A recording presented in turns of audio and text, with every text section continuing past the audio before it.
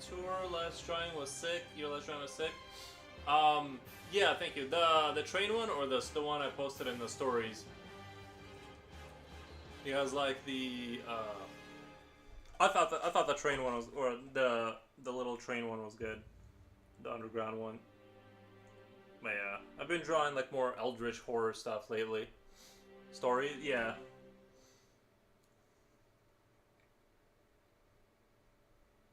yeah. I felt like going back to just drawing like more monster stuff for a little while. You know, I might just keep doing this kind of stuff for a little bit. Just I don't know if you've heard of the game Scorn or you know that Geiger kind of stuff. I kind of want to draw a little bit more of that, especially like the architecture of all that stuff is like I think is really cool.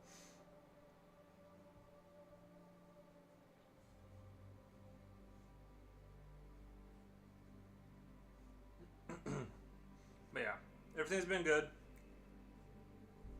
Just trying to stay consistent with the streaming. Spore? No, Scorn.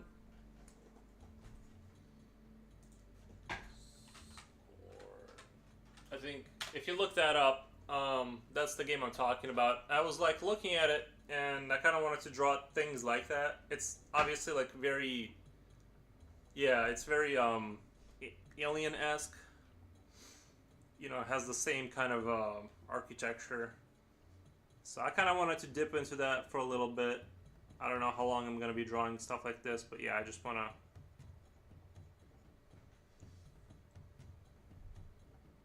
you know,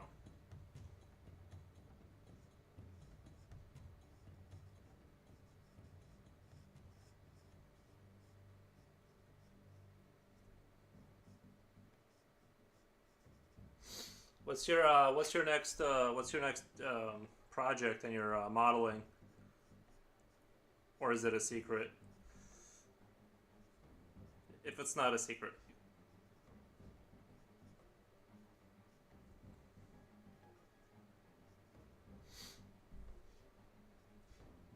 yeah, I think the KV1 turned out really well. I thought that looked really good.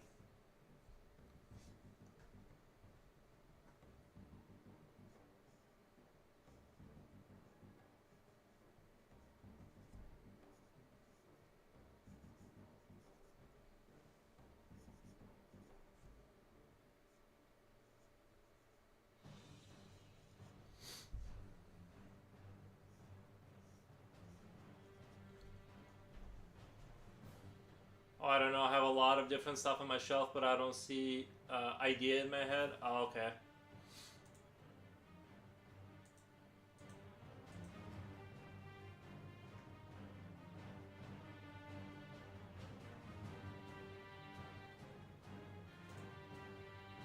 Yeah, usually if I just start drawing something, ideas will just kind of ambiently come to me. That's just kind of how my brain works. I'll just, you know, in the process of.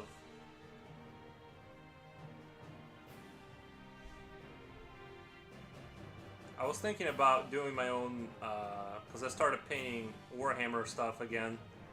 Well, that's gonna be like a. I got some Tau Warriors for a friend that I'm doing, and I was thinking if I get, I can already kind of use Blender a little bit. There, and my buddy he has a 3D printer. I might just have them do me. There's nothing really stopping me from designing my own army.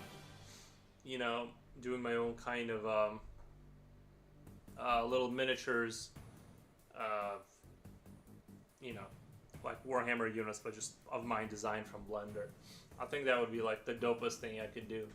I'm thinking about diorama with Ukrainian Cossacks in a box. You know, I built Cossacks when I was in Belarus. Like I went back and I went to like the modeling shops in the metro, kind of like it was underground, and I bought some Cossack. I didn't paint them, but I did assemble them. So somewhere, I'm not sure where they would be now. We never took them back to America, so they're out there somewhere. Is a couple of Cossacks, and I also have figures from 1800. I think it would be cool to paint them. These are ancient Egyptian warriors, very cool. This is part of my childhood, so resonates emotionally. Nice.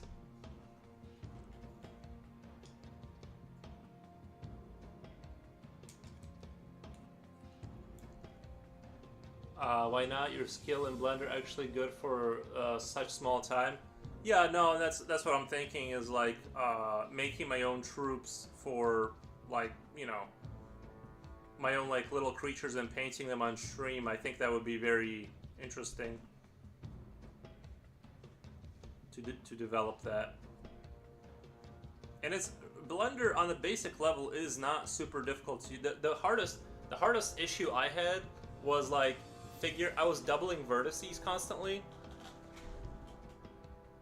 On the internet you can find lots of free brush for sculpting, but you can sculpt in Blender. I don't really need a sculpting program because like I honestly don't feel like I need a sculpting program because I figured out how to like duplicate vertices and move them around where I need them to, and then fill in the shape, and that's how I prefer to build things, even though it's like it takes longer than like sculpting maybe, but I like to just sit there and just kind of painstakingly like literally which version of Blender you use. I'm using 4.0. I think that's the newer one, right? Yeah, that's the one I'm on.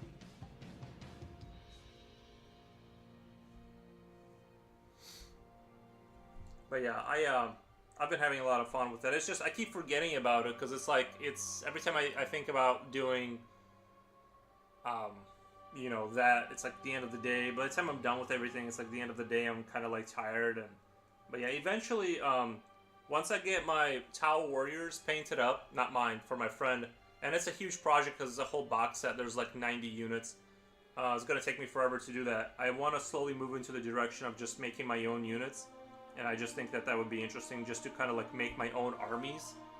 Like, what could be cooler than designing your own army and fielding them?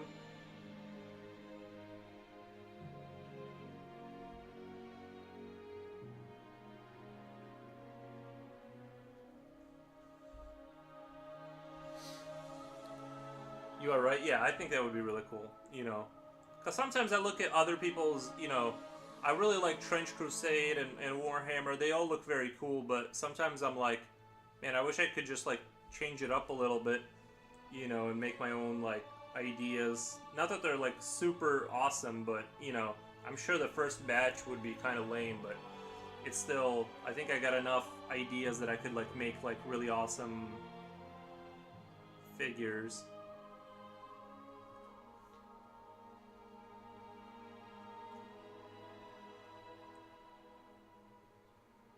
And I feel like designing in Blender is actually kind of, I don't want to say easy, but it's kind of easy because you don't have to store any of the information in your head. Like it's on the thing, it's in 3D, and then you just slowly sculpt what you want in whichever direction you want. It's like, it's so good for that, if that makes sense. It's such a convenient program for designers because you don't have to store the information in your head and try to like bring it out. It's just like instantly you just kind of shape it kind of figuratively into like whatever you want, and then like just combine, just kind of try 4.4. Craziest thing I've ever seen. I work in Blender more than 6 years and loves it so much, but 4.4, man, I thought they must have, I thought I had the more recent version, but I guess I don't. I thought 4 was like the newer one, but yeah, I'm gonna give it a go because I do want to do, and I feel like if I made my own miniatures and was painting miniatures I designed, I think that would be even cooler.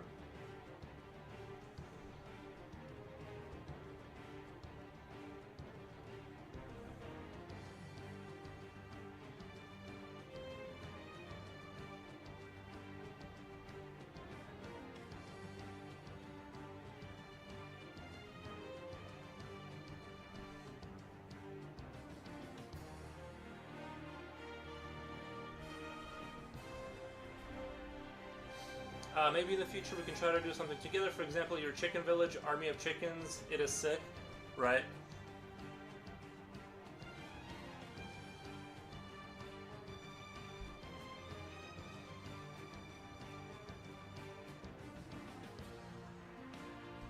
Yeah, I would definitely enjoy doing like building a village or something like a fake. I really like the technological era of World War One, like the way things looked back then. I think it would be really. Let me turn down the music. I don't know if that's too loud or not. It seems like every time I turn it up a little bit, it just gets out of control. Because it's orchestral and it has a tendency to do that.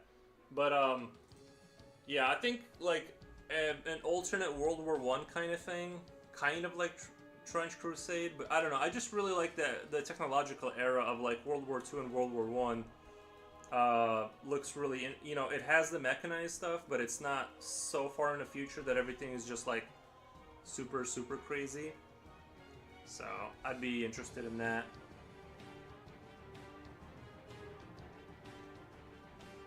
You know, I'm just gonna start making stuff and just see where my heart goes with it.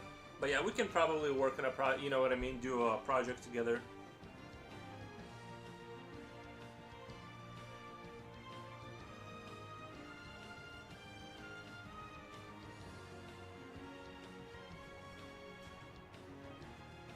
But I was never really good at assembling like the model kits.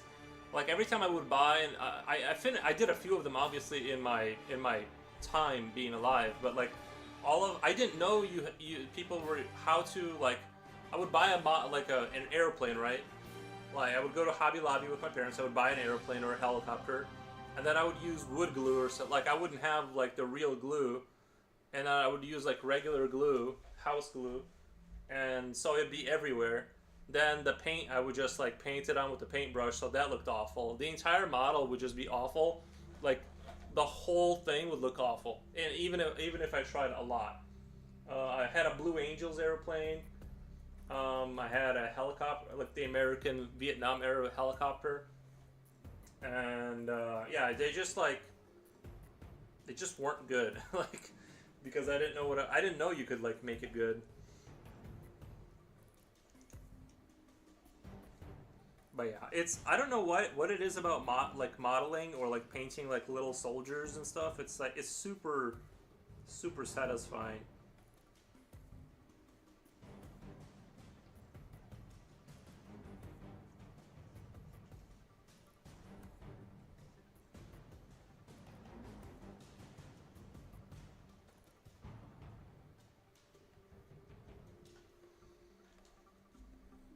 Oh, yeah, my mom gave me a super fancy.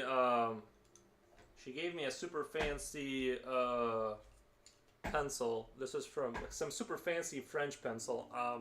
It's like super dark. You can like really get in there with the darkness. But I'm almost nervous. I ordered myself some because I did like it. I'm just not sure how to implement it correctly because it's so dark that it's easy to like mess things up. But it's something else. Like you can get pure black out of it. It's almost crazy. So I guess it's like for when I'm finishing, I can get in there with I used super glue and bathroom tile adhesive for a year, so I'm quite the modelier too. But super glue is at least yeah, I did use super glue, and that's problematic because it's not, you know, it's you get like one chance, and then if that doesn't work, it's like you got to clean that off, and it's yeah. But now I have cement glue that like melts the plastic and all that kind of stuff, you know. But like I said, I'm really just interested. I would love like if I just had infinite time, I would love to like go buy an airplane. Well, yeah. Actually, the problem is too. Last time I went to Hobby Lobby, like it's our hobby store, like for people that like to do that kind of stuff, and they replaced a lot of their model kits. They're just toys now. They're slowly adapting their business model, and they don't have like the models. Like nobody wants to build the models. They just want the toy. So there's not as like it's crazy. Like it's hard to find like the you know, it's harder to find the what you want basically. unfortunately, they're slowly the hobby. I'm not saying it's dying out, but they're obviously people are not buying the model kits, so they're just selling toys now, or they're like assemble with hands kind of toys. They're not real. Yeah, I just love doing all this kind of stuff. If I just had infinite money, I could sit inside my house and draw and paint miniature figures and watch YouTube for the rest of my life, and I would never get tired of it. Like I would never get tired of doing this. And video games. I would also play video games.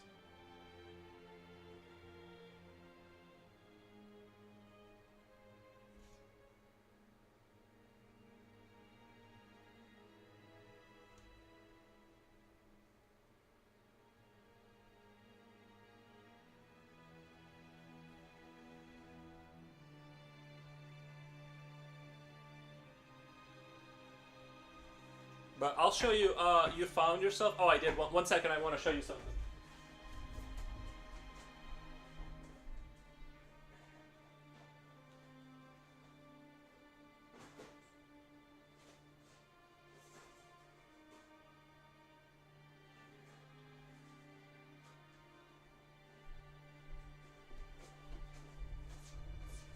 This is the box set. This is like the box set for like what I'm gonna be painting. Like these Warhammer.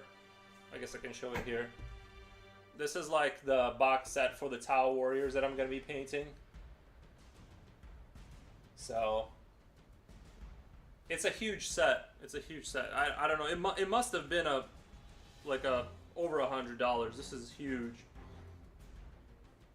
And this is back from when we were in high school. So um, you know, inflation from like 10 years ago, it must have been worth a lot more.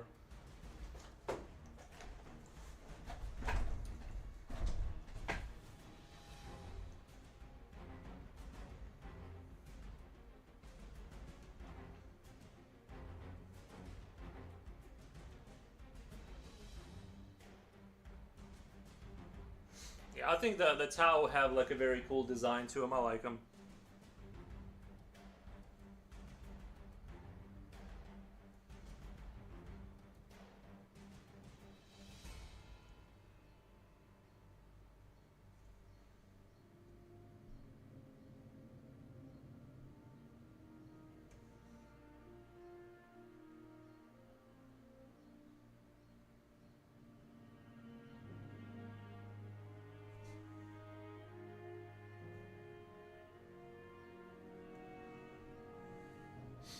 I'm not pumped up enough for Warhammer yet. I've lost weight from 90 kilograms to 74, but now I'll build up my muscles and break into the Warhammer universe.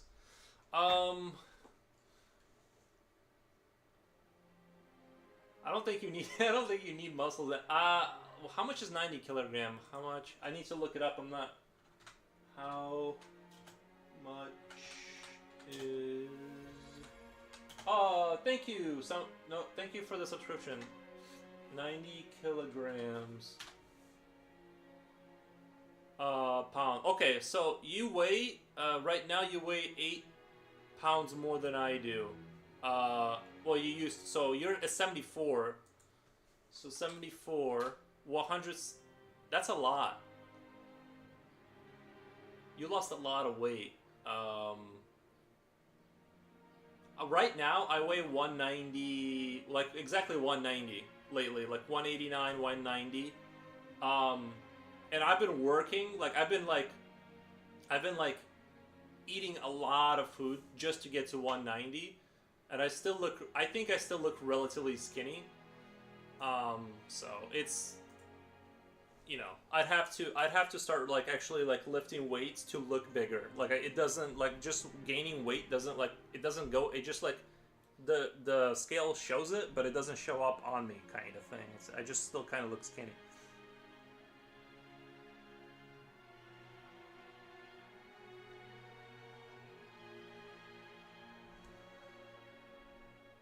But yeah, Warhammer is definitely for people with muscles. You have to have muscles to do that hobby.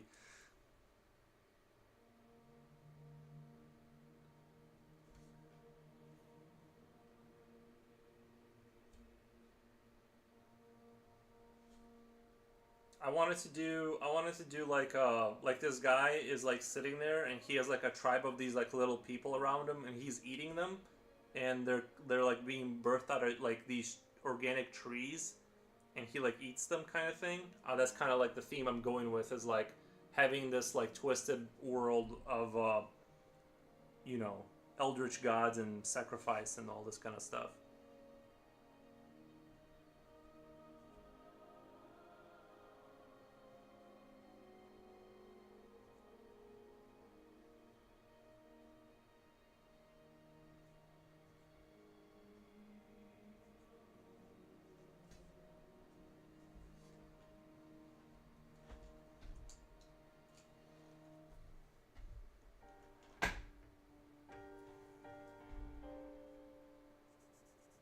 But this is gonna be such a huge. This is such gonna be such a huge project. Like I remember just doing my little orcs. It took me such a long time. Like when you go from assembling them and putting a little ground beneath them and painting them, just doing the tiny little orcs. It took me such a long time, and I'm a very slow painter. I like to take my time and go through every millimeter. I don't like to batch paint. I just can't do it. I just tend to like get into the detail. So for me, doing a big set like that, that's gonna be like, I don't know, like 2 months with the time I have. I have such little time at the end of the day to like push that forward that like, for me, it's gonna be, you know, it's hard for me to finish a big set like that. It's gonna be a huge project, and I've never painted like a big tank. Like that set has like bigger vehicles, and I'm like, I don't know how you like even approach painting something like that. So it's gonna be hard. I'm 6'1". Yeah, I'm 6'1" too. Some say 6'2", but that's like on a good day I'm 6'2". At 165 pounds, but I'm as muscular as ever. I want to bulk up so I can start the video in my Space Marine armor. Nice. Yeah, it takes. I looked really like I did. Like I was 145 in high school, and then like I couldn't. I don't know. I just couldn't gain. I've only recently started gaining weight, like this last year. It was always really hard for me to gain weight. And now I can do it. But I do. I drink a lot of eggs. Like basically, I have a normal meal, and then I have to like drink maybe like 5 to 6 eggs after every meal and become like way fuller than I want to be just to like move my weight up. If I just eat till I'm full every day, I don't gain weight. Like it just doesn't happen. I have to like take it to the extreme.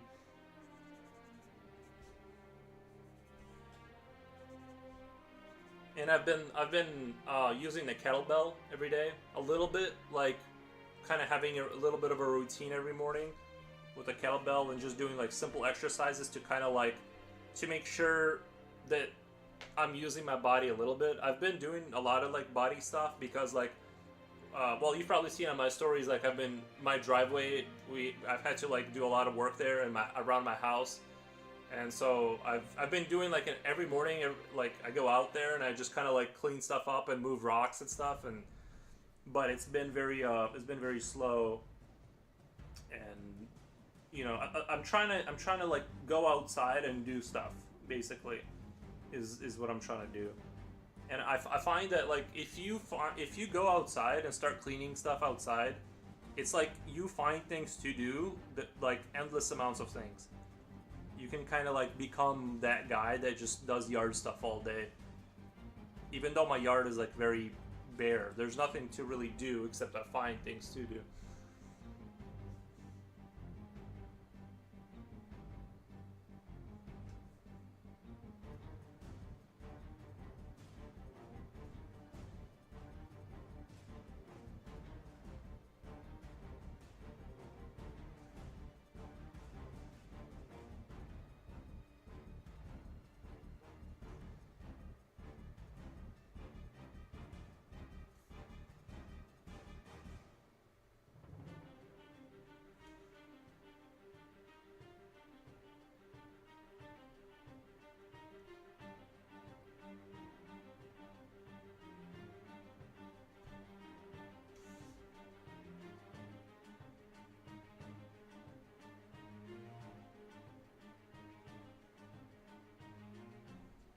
Yeah, man, it's cool anyway. It's cool anyway. I dream of a private house. I'm a little tired of living in an apartment. I don't understand how much work it is. but I don't. I understand how much work it is, and sometimes I don't even know where to get time to relax. Yeah, yeah. Having your own house, like I had the sewer issue, right? My sewer was getting backed up with my own poop, and I'm sure you understand when you have your own house. I don't know how like the apartment system works in different countries, like who you call if you're having like issues with that, but in America, like if you have an issue like that, like you just have to fix it with your own money. Like there's nothing else, and so that was like I paid I paid $4,400 to fix that situation. Even though if we knew exactly what we know now, it would have been a $400 problem. Instead, because we dug up the entire driveway basically for no reason, because there was nothing, it had nothing to do with that. It ended up being a $4,000 problem. So, you know, you just end up like you end up just having these things where a tree, maybe the roots, cause an issue with the pipes. I love living in my own house, but I even kind of grew to enjoy taking care of the property, like outside of the house. Even though I hated it for many years, I hated going outside and like mowing my lawn. Now I kind of actually enjoy it, and yeah, it's it's definitely nice because I can kind of like not have to worry about music being too loud, too much, you know, and I can like burn. I have my own like little fire. What do you call it? Like in my garage, I installed a wood burner, so I can like burn cardboard and just I just like going out there and just throwing stuff in there and just burning it like sticks and stuff. And it's like it doesn't seem like a big deal, but just being able to like burn stuff, it's like you save so much. You know that stuff would have to go in the garbage, and I just enjoy just having a fire thing. You know, basically, it's just enjoyable. So I would definitely say it's better overall, but it's like more work to own your own property. So it's in Ukraine, you have to do everything with your own money. Yeah, right. I pay for my own treatment. I pay for everything, and my taxes go to pay for salaries of people who sometimes make my life more difficult. Yeah, that's basically that. That sounds very kind of. That's the deal that you get with having a government. But yeah, I'm just saying, it, like in an apartment, like oh sorry if you're renting an apartment, let's say, you can like it's if something goes wrong, that's the difference that I was talking about. If something goes wrong in like you're renting an apartment or something, it's anything goes wrong, you kind of just call your landlord, and you know you hope that they're responsible and are gonna do it, and but it's not your problem, because the thing is that you know if I had to replace my roof, if it started leaking, that would be another $9,000 problem that I would just have to find money for, and like, but it, you know, if you're like renting, it's just so much. It's less headache in the sense because you're not like, you know. But yeah, I don't know. But I still wouldn't give this up for anything, because like I said, I bought this house outright because it needed repairs, so it was relatively cheap. I was able to just pay it off right away. And so because of that, I'm able to just I don't pay the bank anything. I'm just done paying for it. I just pay the taxes on it. So that's why I'm able to afford just kind of just to chill now, because I pay off everything. I never give anybody money monthly except for my phone, you know, except for my like bills that I have to. But if it's like a car, if I had to drive a scooter, I would just drive a scooter. Like I would not give monthly payments for a car. That's not happening. I'm very cheap that way. I just don't do it. And so it's like my phone, like I was talking to a friend of mine, and he said like for his family plan, they pay like $500 for their phone plan. And I'm like, bro, I pay $35 for my phone. Like I pay the cheapest, like, you know, I just don't understand like where people find like all this money to like pay for services that like you can pay like $20 a month for. I just don't get it. And yeah, I don't know, it's scary to me. I have good landlords, good people, and they always tell me if I need something. But the funny thing is that I can do everything, changing the tiles in the bathroom, doing small renovations, easy for me. They're very surprised by this and say that I'm very strange but very profitable tenant. We had a similar experience. Like our first apartment we moved into, it was like a house. But yeah, he that was the when we moved out, they were very like happy because we didn't like usually, normally, in America, like when people move out, you have to basically rip everything apart and like repaint and put in new carpets for the next tenant. We just left everything perfect the way it was. We didn't the walls weren't dirty. We didn't paint the walls. We didn't put pictures up. We just like left everything exactly the way we found it and just left. And so I think I've been always like a very, well, me and my parents, like, we're very good renters. We don't ask to repaint the walls. We don't call for no reason. It's just like there's never cops being called for a noise complaint. It's just like everything's super chill all the time. That's how I like to keep things.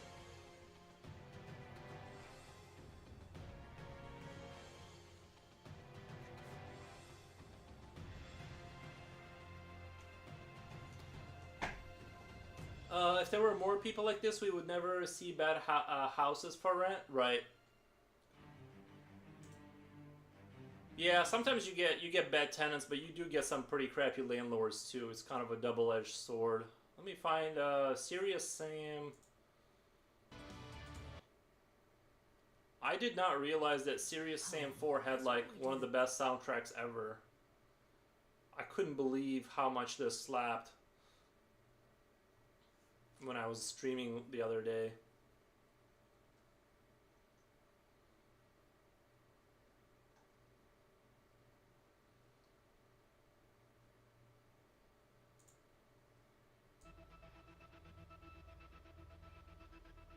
Yeah, it'd be interesting if the conflict ever ends to go to Ukraine and just kind of visit that place. I mean, I'm sure I can do it now, but honestly a bit nervous about. But it would be cool to see Ukraine at like what it's, just at least visit it one day.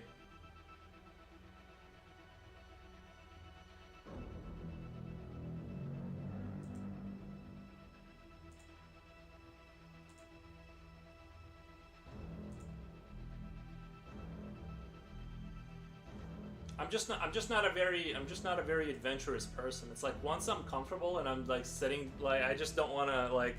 I'm not a big world traveler. I just like to sit inside my house. That's the problem. But I was watching Bald and Bankrupt and like all those channels where people just randomly go to different countries like that, and I'm just like, it can't be that hard if this guy can do it.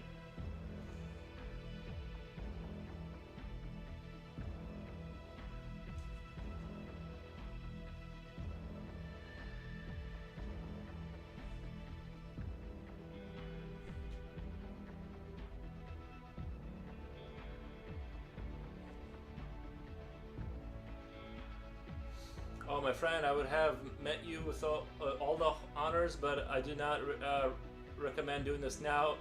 With everything is so acute, the trend is not very positive. No, yeah, it's not looking good. The situation is not looking good.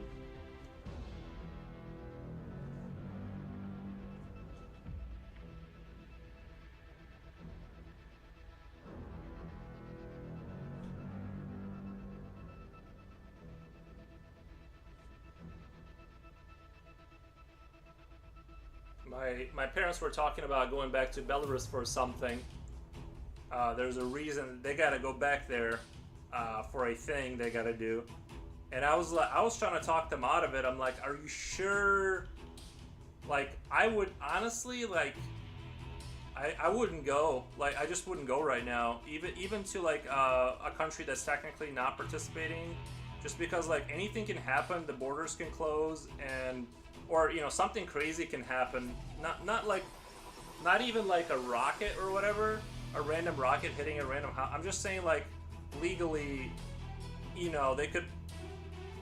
I don't know. It just seems like it's a bad idea right now to go anywhere. I'm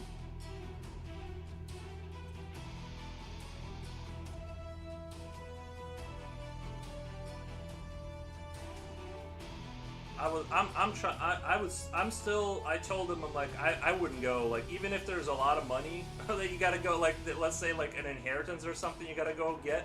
I'm like, I still wouldn't go. I would just chill for like 10 years and let that like situation die down because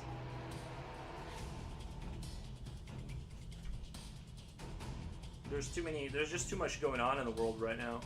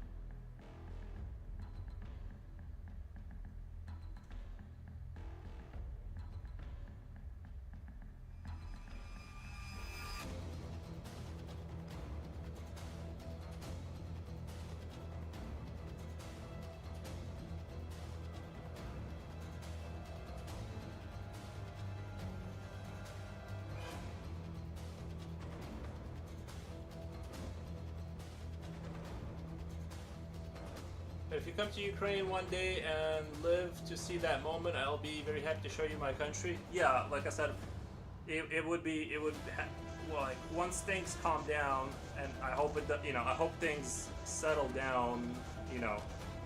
Although it's not looking like that, but it looks like there's, but yeah, if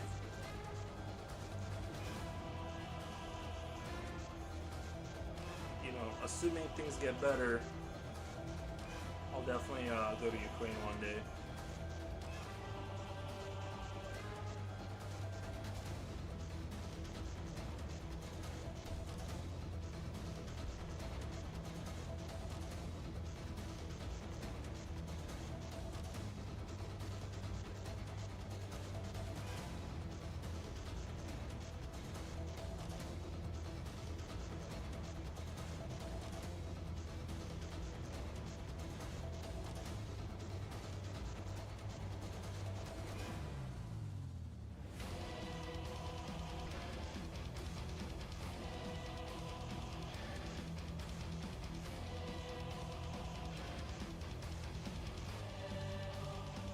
But I'm trying to decide on like a strategy of like for my weight gain is I'm like if I believe that Trump will help us no matter what he's like, but I believe in it. I believe Trump will help us no matter what he's like. Yeah, I think Trump. I think people. I could be wrong, but I think people misunderstand Trump. I think he does a lot of like Trumpian tactics where he says something ridiculous, like when he was talking about making the Canada 51st state of America, and I think he does that in order to shift the negotiating table, in order to make you feel like, well, you know, like we're not here negotiating, we're here negotiating, and so when he like backs up, it makes it seem like now, you know, he's being reasonable. So I think he says a lot of stuff that to kind of give the sense, you know, to the enemy, like, you know, like. But yeah, I agree with you. I think in general, he is going to essentially help. That's sort of what I think, but I don't know for sure. That's just my just from having observed Trump for long enough. I feel like he's very his main tactic is to say something so ridiculous, and then he kind of backs off of the ridiculous, and then people want to come to the negotiating table essentially. So I don't like take anything he says too seriously right away. I just kind of like let it play. Like, you know, you got to give it time to play out.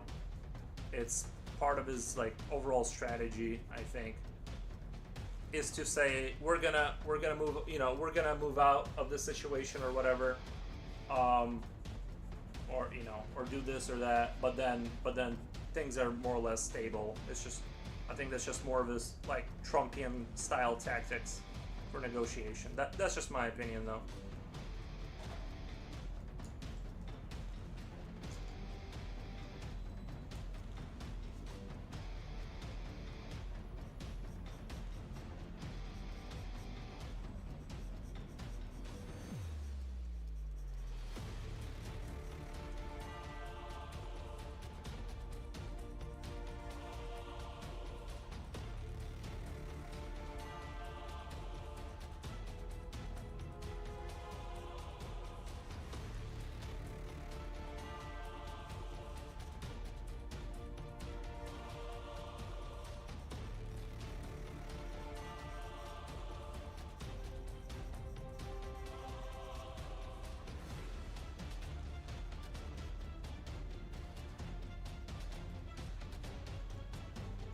Yeah.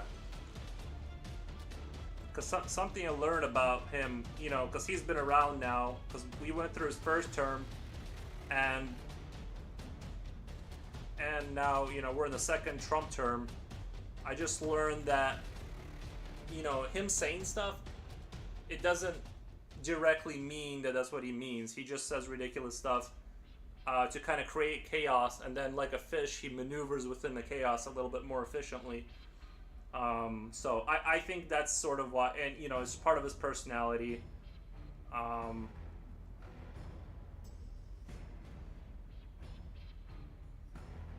but I was when he first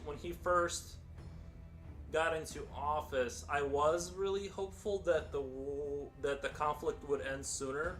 If I'm being honest, I did kind of think that he'd be able to, like, you know, because he was saying, you know, I'm gonna end it in the first day, which you know, obviously he's not gonna end it in the first day, but I thought like it would settle down, but that was my hope, but like clearly that hasn't happened, so unfortunately.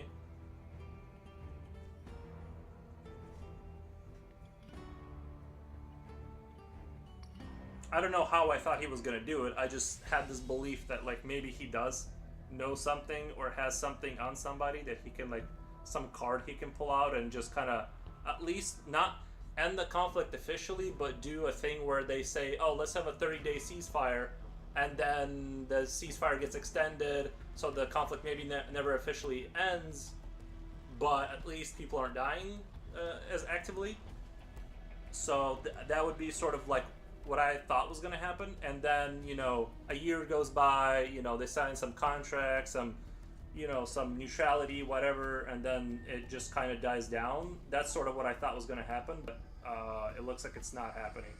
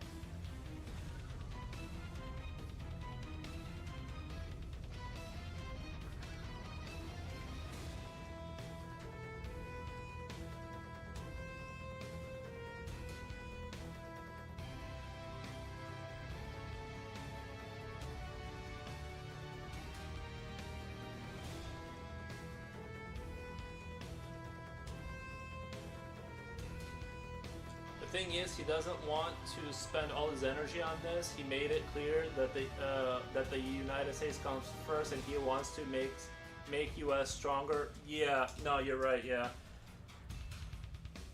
I heard a theory that they want to end this conflict so they can focus on the Pacific, like let's say the China problem and like the stuff going on in the Middle East. They kind of want this to go away so they can like focus over there, because I think there is some fear in the United States that like if this goes into like let's say a crazy World War III territory, and then let's say China starts grabbing stuff, that they essentially won't be able to like you know, like there's only so much that they can do, and if there's like all these new hot conflicts popping up, that you know they're gonna get overextended, and you know. But yeah, you're right. You're right in that I do think Trump is a, you know, on some level it's good that he does like his country and is doing like some of the stuff he's doing is like good, I guess. But I'm not, honestly, I'm not too sure. Like I say that because I think he does, like I think internally Trump does like want some good things, but like I don't know if they're good or not. At the end of the day, I don't know if what he's doing is going to result in good stuff for us, or if it's going to end up being horrible. So I don't know.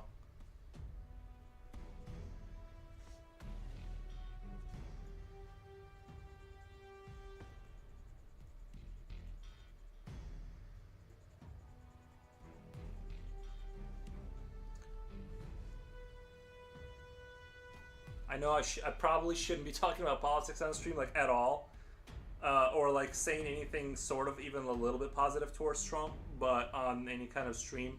But you know, oops, like too late.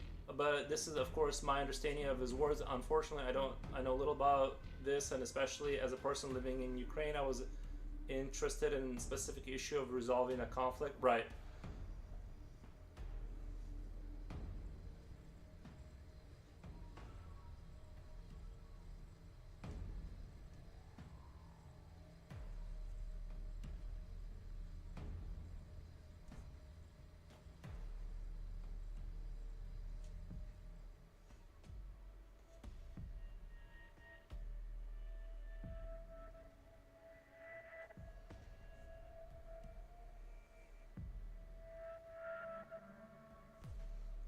Yeah, I don't know. Ever since the worldwide disease, it's like ever since then I just realized we live in like in a completely crazy world. Like it's just completely insane. And I'm starting to understand those people that kind of like go off into the forest and live in like a little cabin, because I'm like there's no way to solve any of this. It's just people are just crazy. I really believe that. Like there's no way to like find a way to like permanently fix anything. It's too crazy.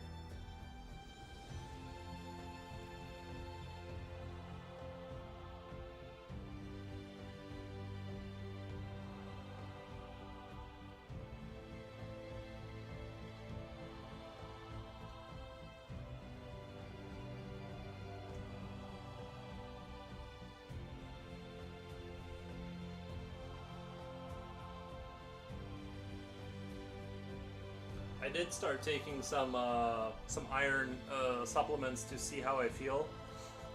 Cause I was like, I'm not sure, but I've heard that people who like have a deficiency in iron, they tend to be like unmotivated and sluggish and stuff. And I do a lot. I don't think I'm like in that category, but I've been trying out different supplements lately, like melatonin for sleep. I've been taking C whatever the C vitamin, iron supplements to like see if I can like if there's something missing because I don't know. Sometimes I feel like I just don't have the motivation or energy as much as I want. So I'm trying to turn that like ship around. I want to essentially be able to get up and just work all day until I go to sleep. That's essentially what I want without ever having a lack of energy. That's what I'm looking for is infinite energy and never feeling unmotivated.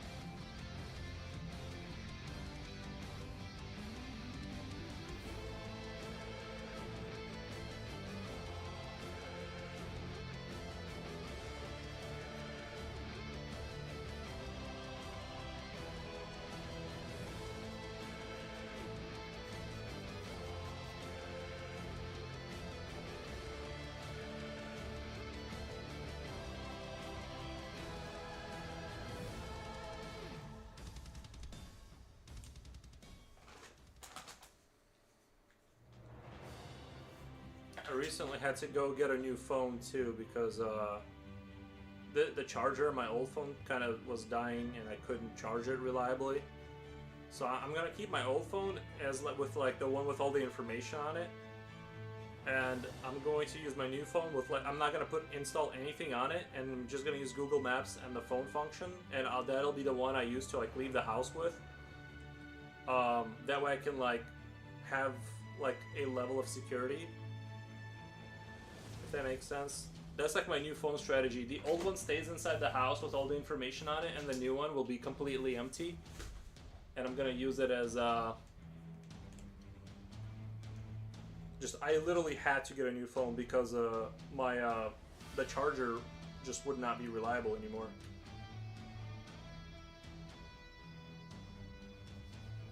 But luckily they make cheap phones nowadays.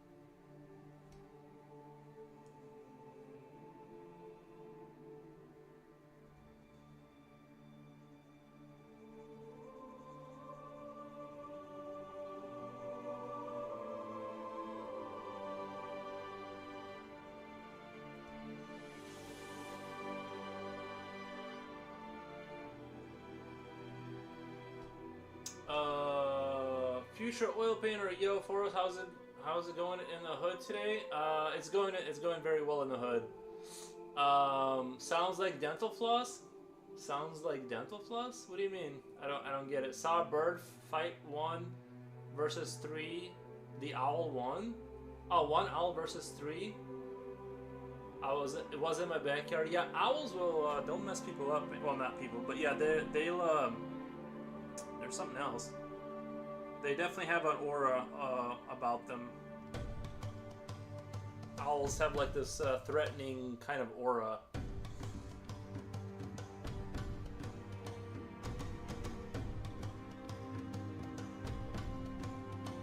I'm an owl sympathizer.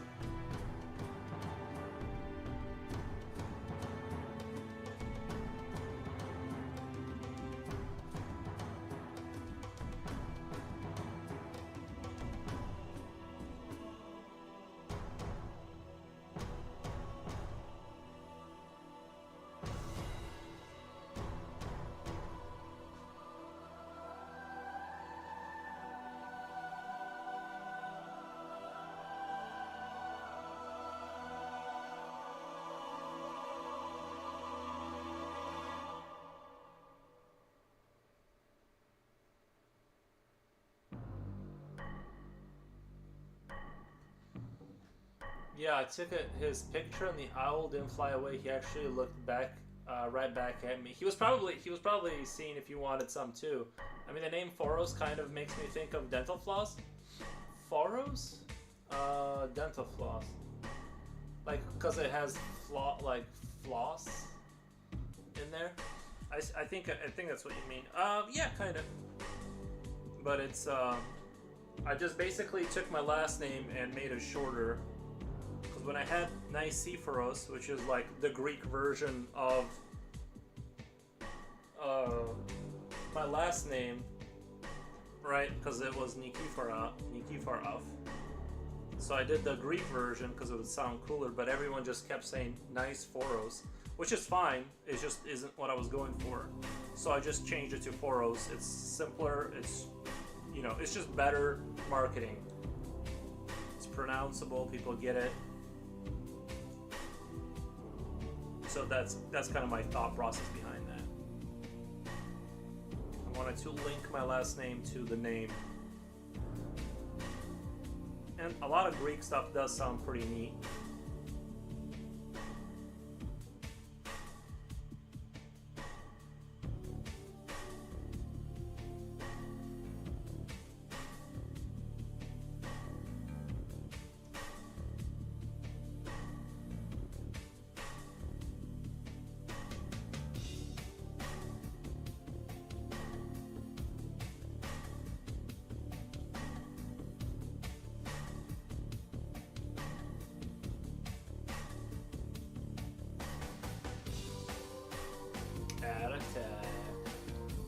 Think that owl would easily blind me with his claws? Yeah, unless you put your insurance guy with lots of outdoor stuff. Nice.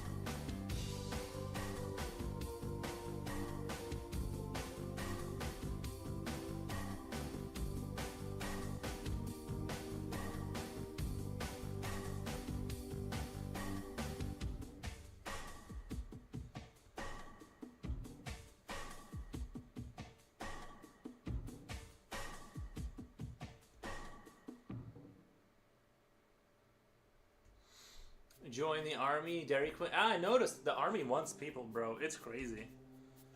I'm at the age where the excitement for that kind of thing has, I'm just telling you right now, I just wouldn't make it. Like, I just can't do it.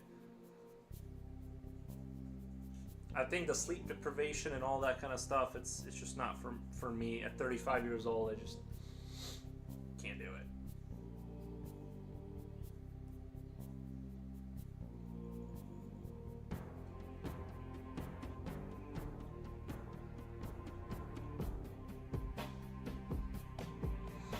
I'm I'm back. Yeah, like I was saying, the owl situation. If an owl attacks you, just put your hand up right here so it can't get your eyes. You should be good.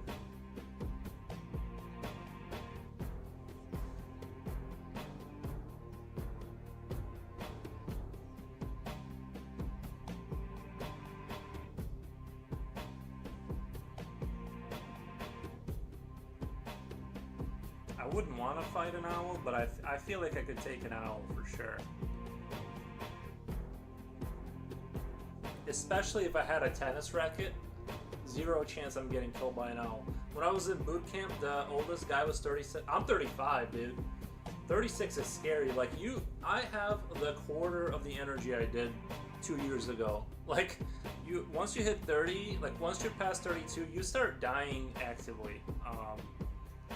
That's why I had to clean up my diet, and like I don't drink anything other than water now. I don't even drink coffee. I want to be careful with saying that because as soon as I say that, I'm gonna go out and buy coffee. But I don't drink. I just drink water and I eat super clean to get some of the energy back. Supplements, I'm like falling apart over here. It's just crazy how much. Like around 10:30, I go to bed every night. I can't game late. I am tired.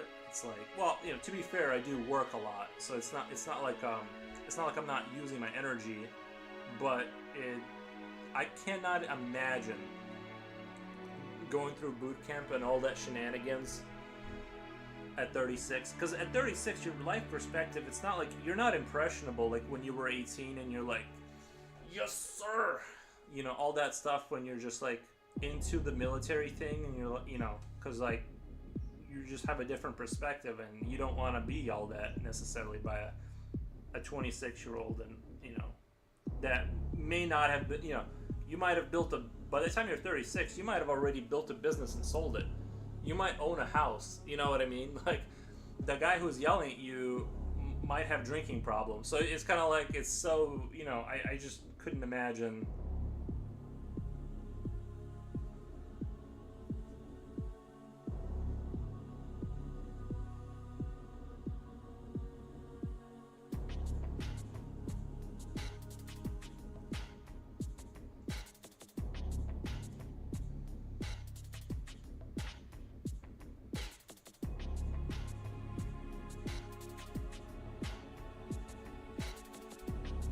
My mom is there this week helping me around the house with kids since wife's wrist is healing.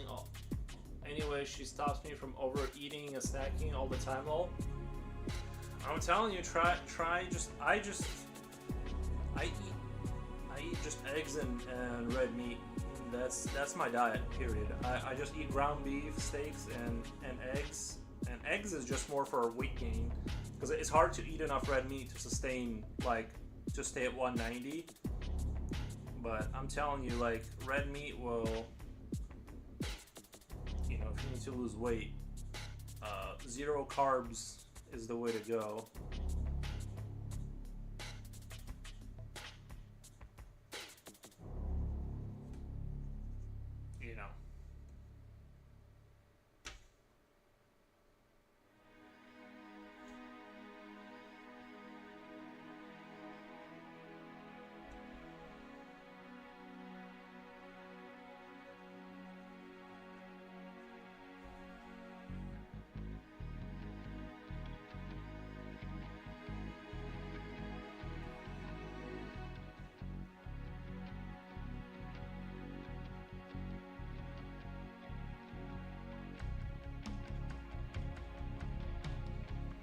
Ate eggs in the morning.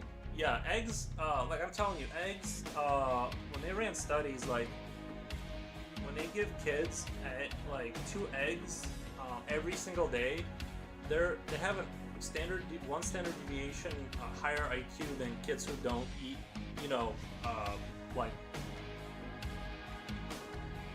animal fat and protein. Like, it's the difference in development is so staggering when you do or don't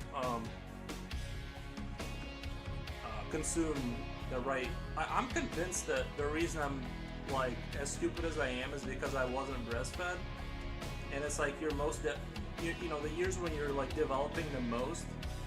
If you get essentially sugary water instead of like, you know, the nutrients you need for your brain to like um, sort of connect properly, you're basically never gonna get that back because you just it didn't develop correctly. So you're just never gonna heal that after a certain age.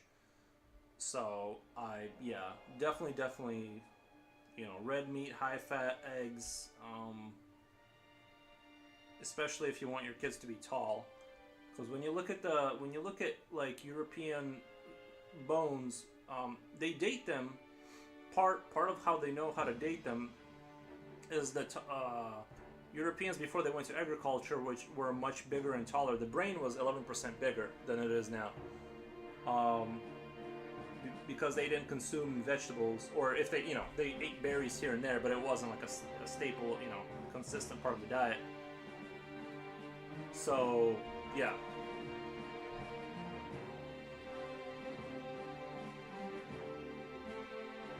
Mongolians when they were back when they were like in their prime were taller than Europeans by a significant amount, even though they're Asiatic, right? So they shouldn't be, but you know, when all they did was eat horse meat and drink their blood, much bigger people. Yet red meats are expensive though. I eat ground beef. Ground beef is one way to do it. It's disgusting even if you put in the what do you call it? It's not the. I get it. It is like I don't just eat steaks. I eat mostly ground beef, but I'll eat a steak here and there. You know, but it's really not. The thing is like when I was drinking and consuming tobacco, like dip and all these other things, and eating sandwiches at Subway or whatever, if you added up like how much money I ate through, right? But just if you just look at the situation in isolation, if I count up the money I was spending on like alcohol, just eating like, you know, all this other stuff, I was probably eating about $45, you know, just consuming $45 a day in all this other stuff. When you switch to meat, yeah, it's like, it seems horrifically expensive, but like you're eating like $8-9 worth of food for the day. And if you eat like, let's say one of your meals is just eggs, that's like what, 36 cents per egg. So that's like, you know, $2 right there.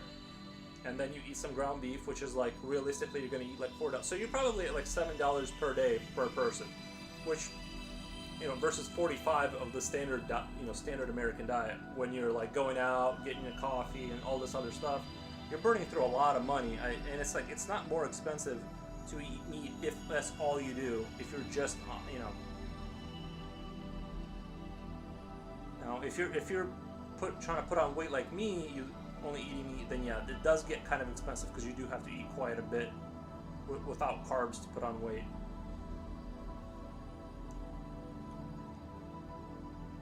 I actually don't like ground beef. I actually don't like it at all. I have to use seasoning to like make it palatable, but it is a cheaper alternative to steaks. If I could afford it, I would just eat steaks. I just would just only eat that.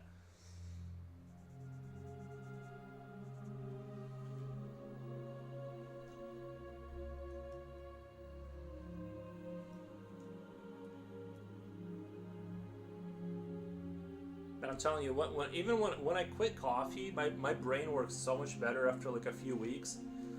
But to be fair, I was probably consuming way too much coffee to the point where I was getting like brain fog from it. But that's just my personal issue. I can't moderate. I like once I find a thing I like, I'll just keep doing it. And so now I don't, you know, if I do have coffee, it's gonna be like a once a week kind of treat, maybe. Go up to Dunkin' Donuts and get one, but that's about all I can do. Because if I make it just a thing I can have, I just drink it all day, every day until I get sick, and it just gets out of hand, for me. But I'm just not a good moderator of things.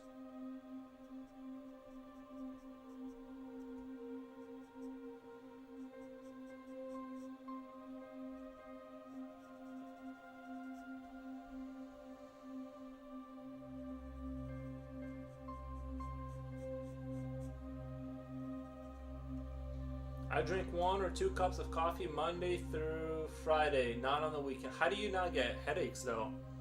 Like when I was quitting coffee, I was like, it was hard for me to move. I didn't have any motivation.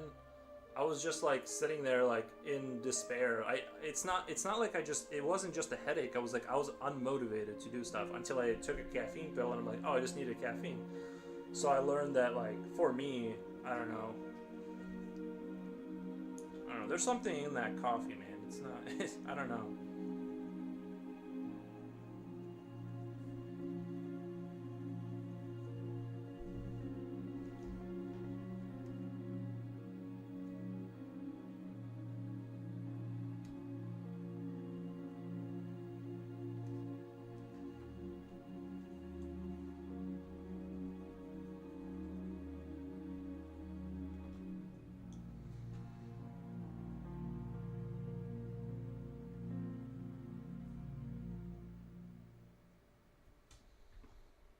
I do grind my own coffee beans. Don't buy it ground. I enjoy the bet. Besides that, water. Sometimes I drink sweetened drink one every 4 months. I do grind my own coffee beans. Don't buy ground. Yeah. I also enjoy grinding my own beans simply because it's like the ritual of it. I just like to do the whole thing. I don't have any particular like ideology around that. I just like to do the ritual when I do drink coffee. But there's something, I'm telling you, they do something with that coffee when you go to like a Dunkin' Donuts. It just tastes different. It's a different experience. I can't explain it.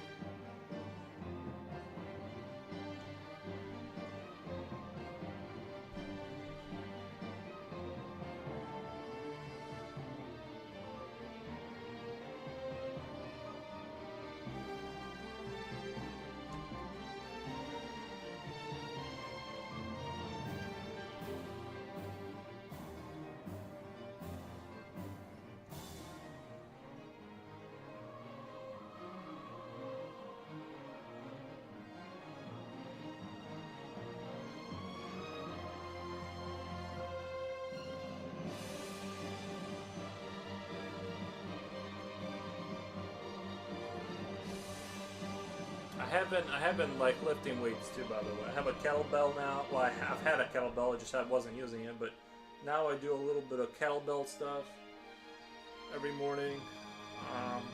Not this morning though. I skipped this morning, but I'll do it later. Some push-ups.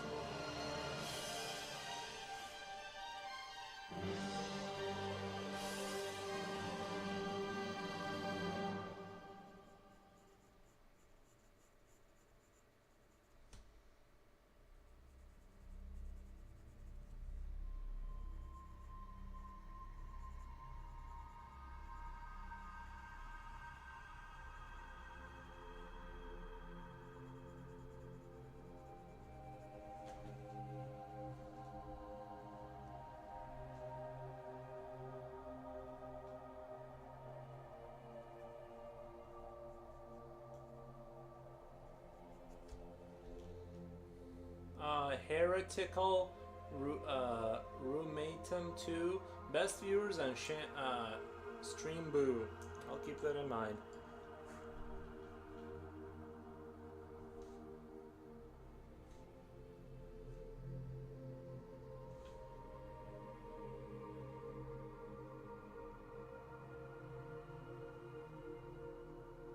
really glad I have Suribot to like auto block all that stuff, so I don't have to sit there and manually get rid of that.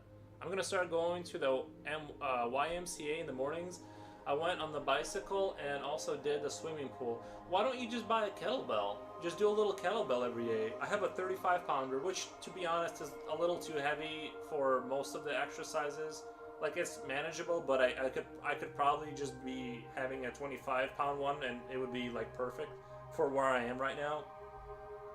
But like I don't know. I just don't want to like. I like having a little commitment.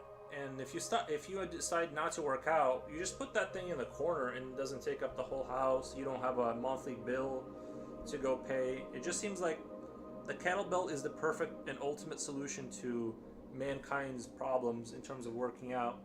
Doesn't take a lot of space. You can do so many things with it. Um, in terms of building up your body.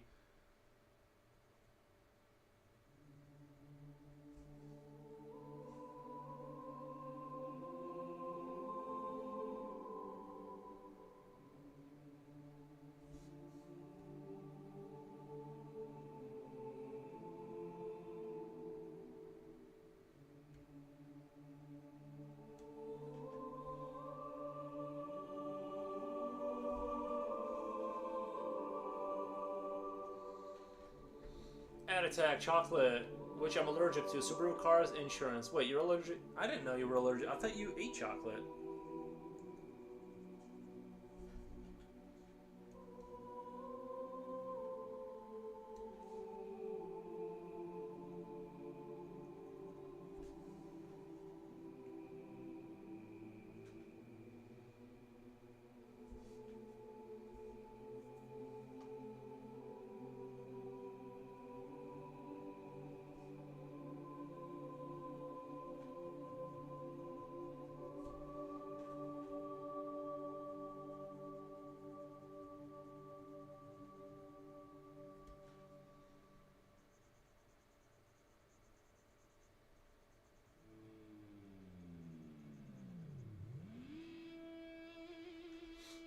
Butterfinger bars. I went through a phase where I really liked Butterfinger bars. I went through a heavy phase with that.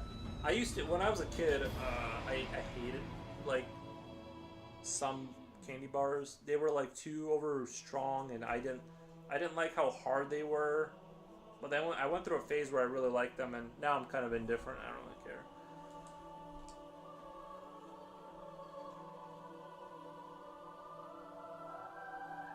I went through a heavy Swedish fish phase. I guess they come from Sweden. I don't know, some country like that. But those are pretty good. They have like a funny taste to them. They taste kind of like They have that weird kind of like they taste like medicine a little bit. Um, but I don't hate on it.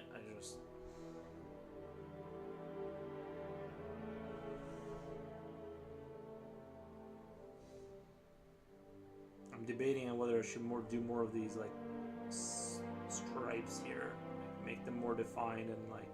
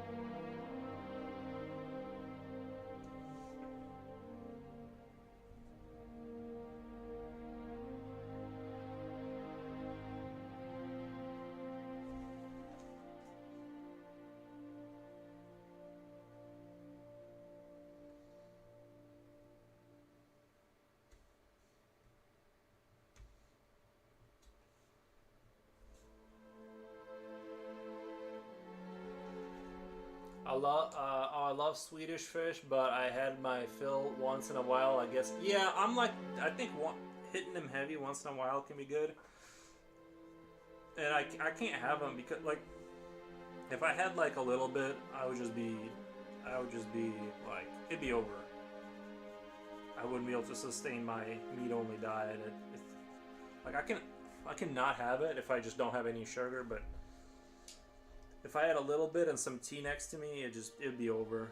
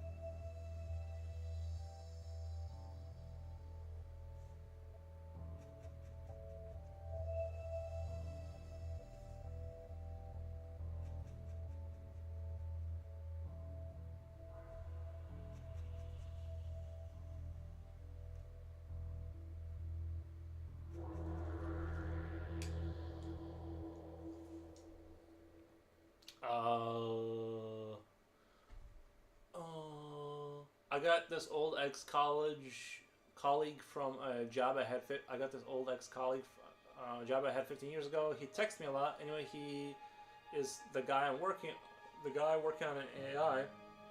He gets upset when I tell him he's rich though.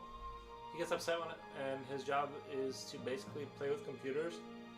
Anyway, it's not like it's a state secret that he has to have money. He's single, no family, rent, has a car, and he has been making over 100K annually for the past 12 to 14 years. Anyways, it's funny, I call him Richie Rich. Yeah, he most likely has an absurd amount. I'm not.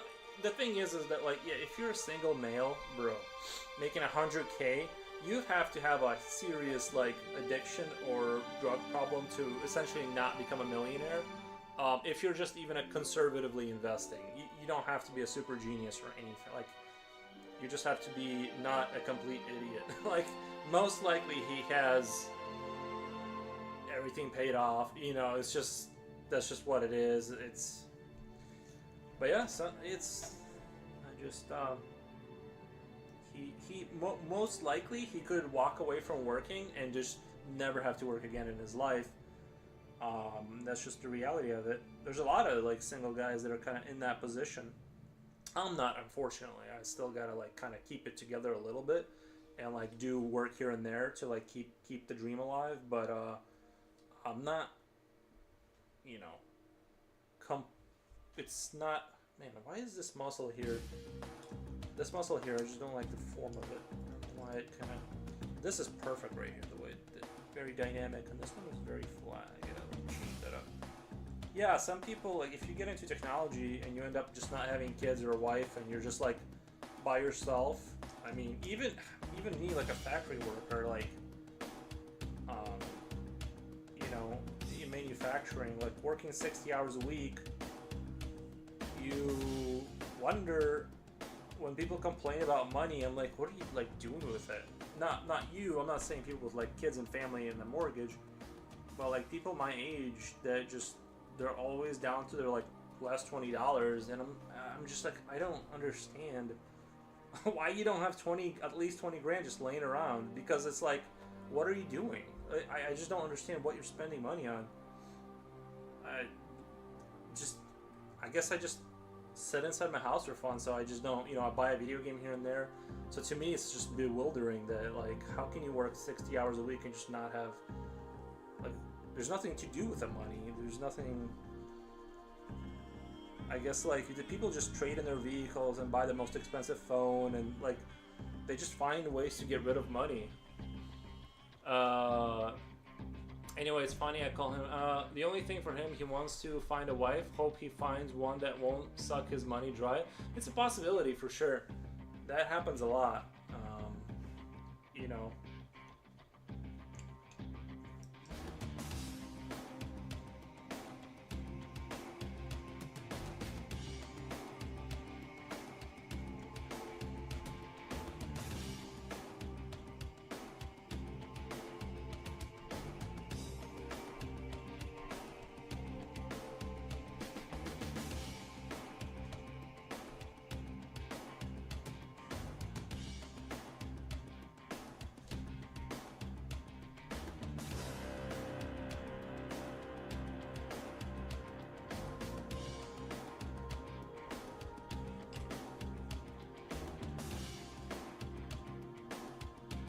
I would like to have enough money to never have to think about it again. That's basically the only what I want is financially.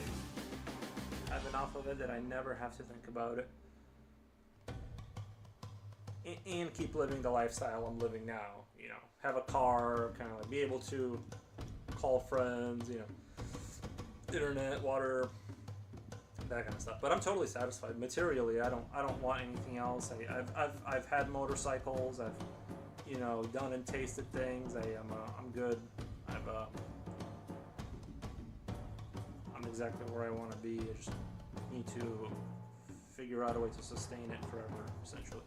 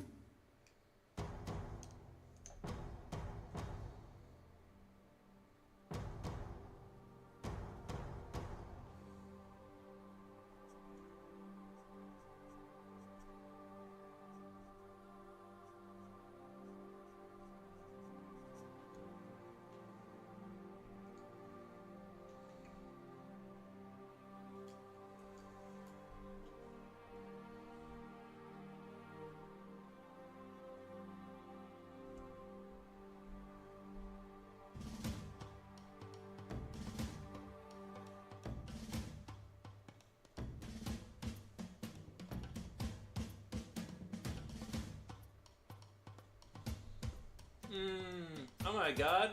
Exhibitor subscribed at tier 1. David subscribed for 2 months. Thank you, Exhibitor. Hey, always enjoy seeing your work. Have a good one. Yeah, thanks, man. Thanks for stopping by and dropping a subscribe. Appreciate that. Yeah, super awesome. Yeah, I'm working on leads paying off some credit card debt, but should have it done or really low by next year. I'm working on leads paying off some. Yeah, guys. Let me know when you're back. Let me know when you're back. No problem. Was lurking the other night watching your GNOME game. Looked fun. We're kind of done working on that. That was a project we were gonna do, but the thing is, there was a couple things. The GNOME game is over. We're done working on it. I'm done working on it. But mostly it's just like it just wasn't clicking with me. I felt like I was doing fine in terms of like learning and developing the art side of stuff and like learning the things I needed to learn, but I didn't like the idea for the game. Fundamentally, to me, it was like not what the kind of game I wanted to build. You know, differences in communication styles between me and my partner, we just weren't like clicking at all. I felt like nothing against him. I wish him all the best and all this kind of stuff. You know, I don't like dislike the guy, but we just went our separate ways on that project. So that's, but yeah, the GNOME, you know,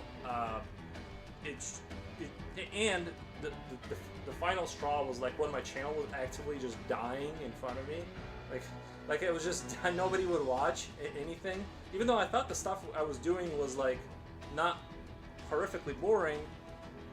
I thought it was like interesting, but I just couldn't, like nobody would watch it, and so I was like, there was too many elements like lined up against it, and like my video card broke. It was just like all like the universe was basically like, don't do this. Like I don't know, it was just like every element was like against it, and so not saying that I'll never work in a game again, but that was not an ideal experience, and I just kind of like I'm like, I love doing this. This right here is awesome, and I love every second of it. But yeah, the GNOME game will not happen, but it could have just, you know, you gotta find the right people to work with, essentially, for your stuff. Not saying anything against the guy or anything like that, it's just we weren't,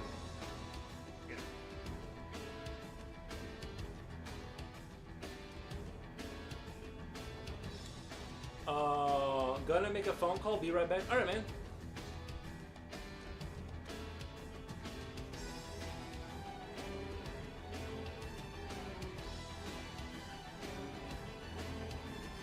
Heroes, come here. Where you going?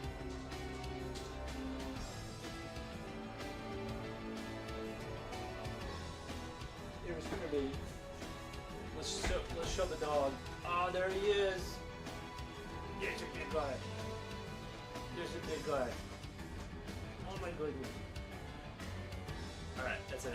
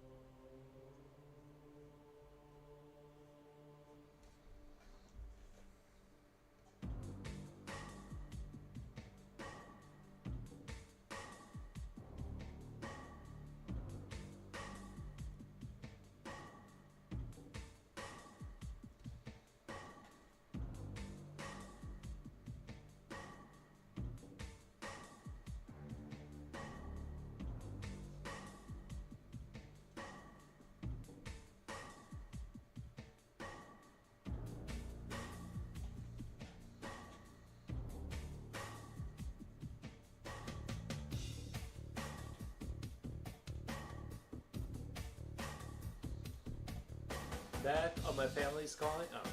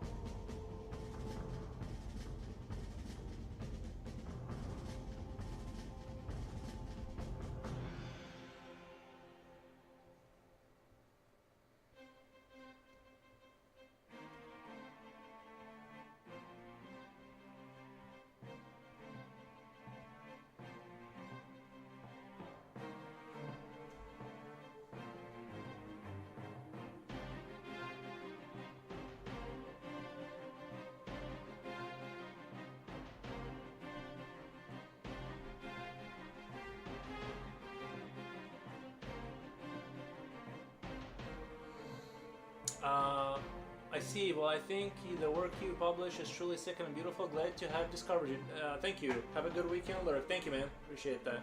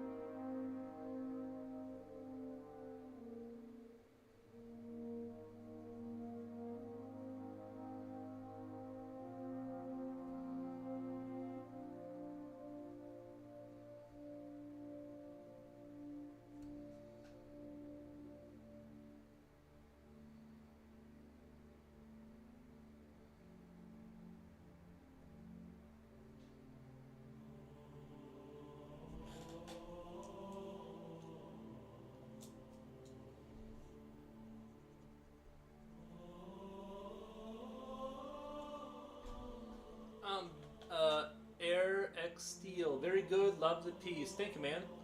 Appreciate the nice comment. I'm back, man. The older I get, the busier I get. It does feel that way. I feel like when I was like 19, I just sat around and played Call of Duty, and now I like find like I game maybe 30 minutes. No, probably game like 2 hours a day if I'm being honest. But like I just don't know. There's like less time to do stuff that I want, even though I technically have the time. I just choose not to do, sitting around and gaming. I'm replaying Fallout 3 now, slowly, at my own pace, and I've been really enjoying that. I'm trying to get it more into like the dialogue and stuff, and like actually listen to the story, but I find it really hard. I end up just kind of just playing it like a shoot 'em up kind of game. I just have a tendency to be like that. But yeah, I get what you mean. It seems like I have less and less time to do what I want, basically.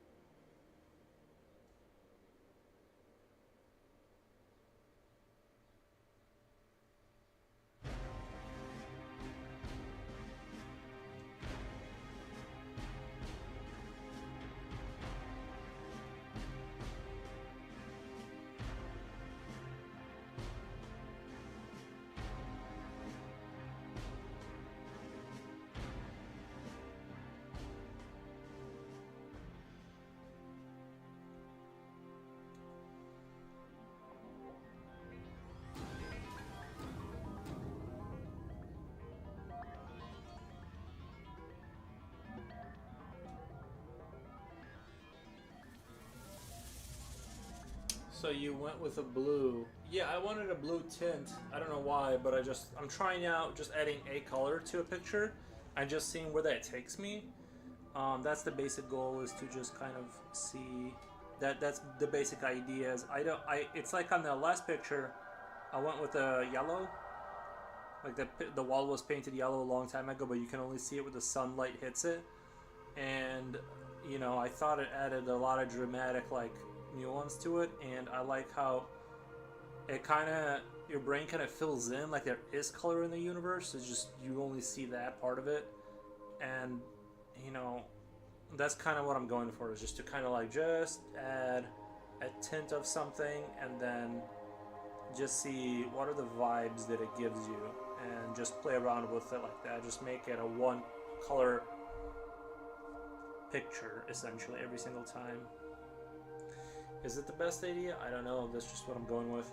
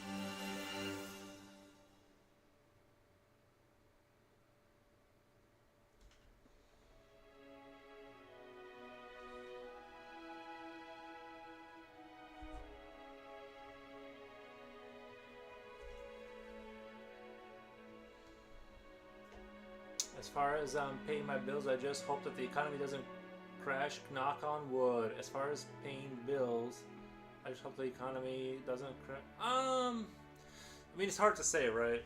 There's a lot of moving pieces and all this kind of stuff. I also hope that we don't go into hyperinflation and like the money I've saved for years doesn't turn into like 50% of what it was. But you know, I'm not too worried about it. Maybe I should be. But I'm just not worried about it. I don't know. I just don't care. But if I have to go back and redo stuff, that's fine. I don't want that, but you just never know.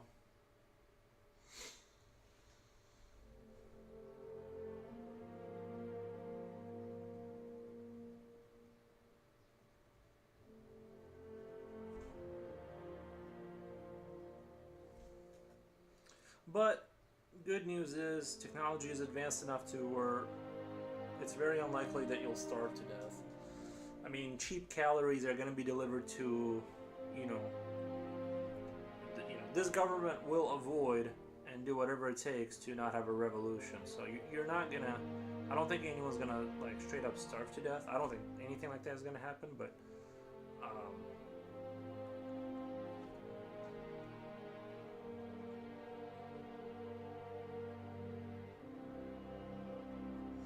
I could be wrong, but I think things won't get. Things can't get that bad.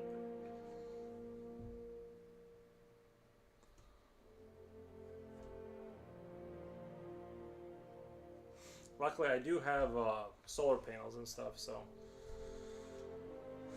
like I have ones that go to my basement for the batteries, and I got like ones that are hooked up to my garage that go into the city, and then just offset my bill. So if I needed like a lamp, and I could probably run my computer off my batteries maybe for a little bit if I had to stream that way or whatever.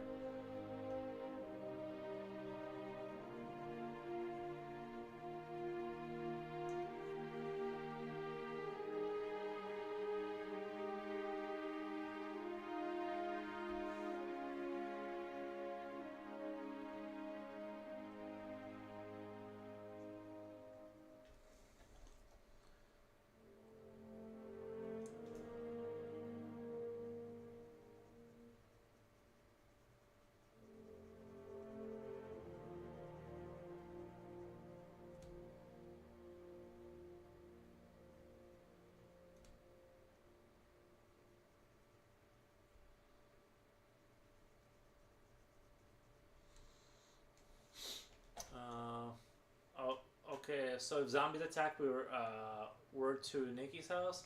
I think I'm pretty good with like if a zombie attack happened, I'm pretty good. I mean, I got some defenses against that, and um, I'm pretty quiet, so zombies like noise or whatever. So I think I would fare pretty well in a zombie apocalypse. If I'm being honest, if it came down to it, I think I would do. I think in a zombie apocalypse, the main thing is to more or less not panic, because even if they're the running zombies, you really only got to survive for about a month before they all starve to death, and you just kind of gotta chill. It's kind of like most things where it doesn't take a crazy amount of talent. You just have to not mess up. You can't. You have to stay on your tippy toes. I think I can use small army of trained owls. Can you? I don't know. I feel like owls would be hard to kind of. Sir, are you drawing it from imagination or from some reference as your manav? No, I'm just making it up. This is just making stuff up. It's pretty easy to like draw stuff like this, especially the Geiger-esque stuff. I feel is like really easy to draw because there isn't anything that like it's more difficult if I was drawing this from reference and it was a specific creature than if I'm just making it up, because it's like it's I don't know how to explain it. This kind of stuff is really easy for me. It's harder to draw like a lion. You know what I mean? Because like that's a real thing, and people can be like, that doesn't look like a lion. But this thing can not look like one thing, but as long as it's an eldritch, you know, Geiger-esque creature, you can't say that it doesn't look like this. I just have to get some of the anatomy to be like realistic enough to where like the dots are connected, and you're like, yeah, that could like be, it seems like that's a sort of viable, but biomechanically, and I just have to, the skull kind of has to look like a thing, and the muscles and the arms and stuff. But for the most part, I'm just making stuff up, so it's actually like the easier version of drawing. It's much harder to draw, you know, real things. I think I think it's, I don't know why, but I think someone who's like smoking weed. Like I can smell weed, and I don't smoke weed, so it's like I can like smell even the tiniest trace. I'm like one of those drug sniffing dogs. I can smell it from like a mile away. I don't know. I feel like I smell weed. Um, Let me see. I need to find a new playlist.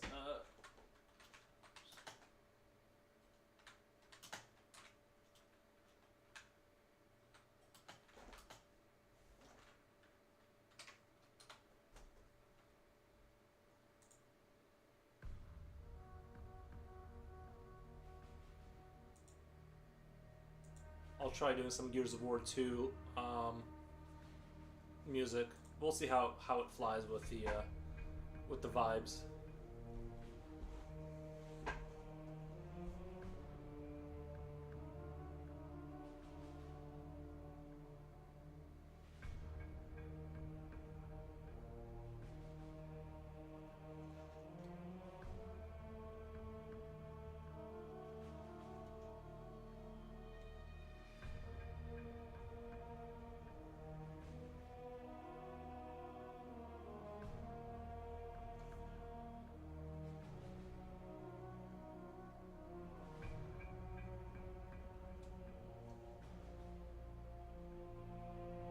Guys, give me a second. I'm gonna be right back. I just gotta use the toilet. I'll be right back.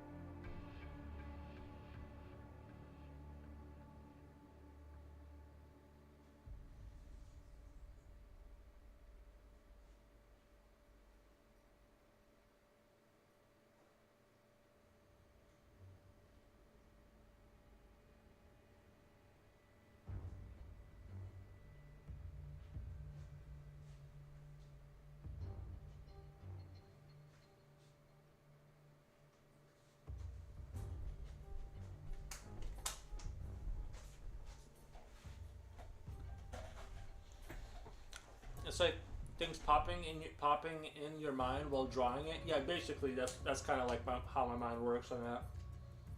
Yeah, some people have a good sense of smell. Like my wife, she would say that our house has a smoky smell, but I could not smell it. I think also, if you don't smoke like cigarettes or drink coffee, I think like there's a lot of things. Like when I went to just drinking coffee and eating like regular food, my acuity with my sense of smell, like I feel like it like doubled and tripled. I do once in a while. I'll smoke a cigar like once a month, but if you're not smoking cigars and you stop drinking coffee, I feel like coffee too like lingers in your mouth, and like and then you get used to it. You can't smell things from far away if you're like have that in your system.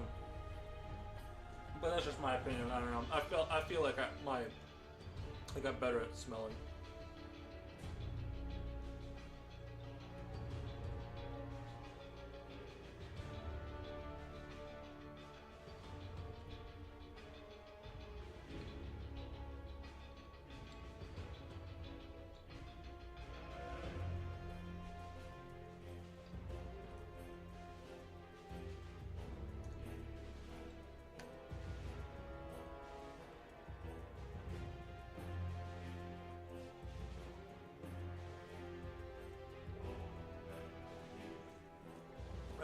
Sorry, I had to get some water in me.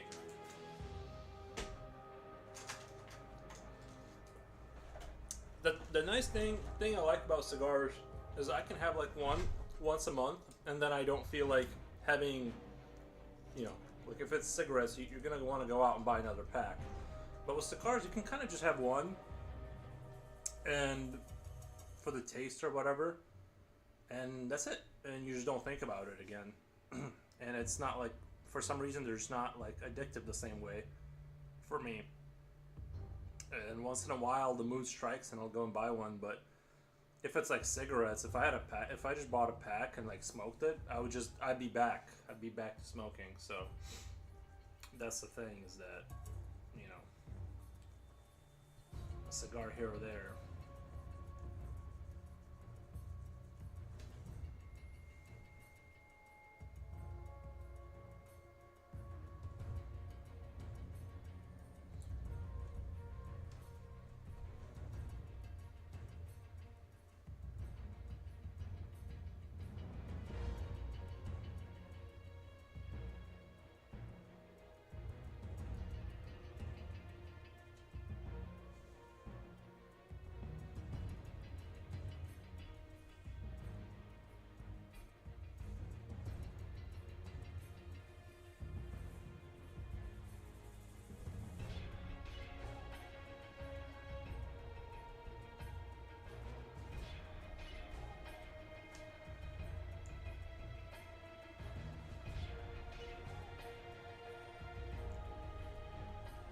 Sir, may you please explain how to learn about drawing? What's the first thing you would suggest a newbie? What should he be learning?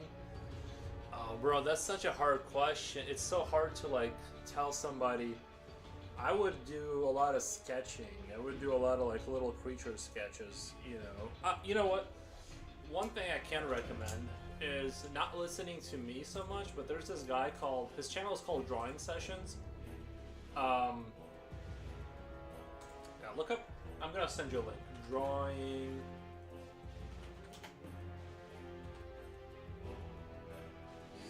Session. Drawing Session. So this channel right here, I'll send you the link.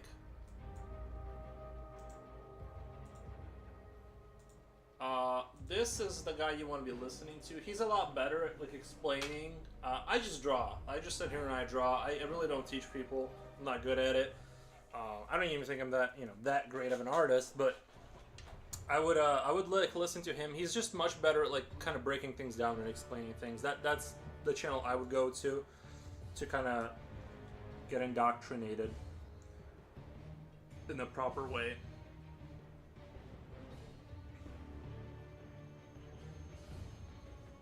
But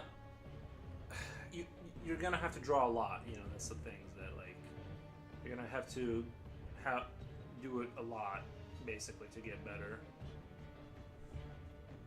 And I would say if that doesn't come naturally to, like if you can't sit there and draw for 4 or 5 hours straight naturally without being like that being a horrific experience for you, I wouldn't do it.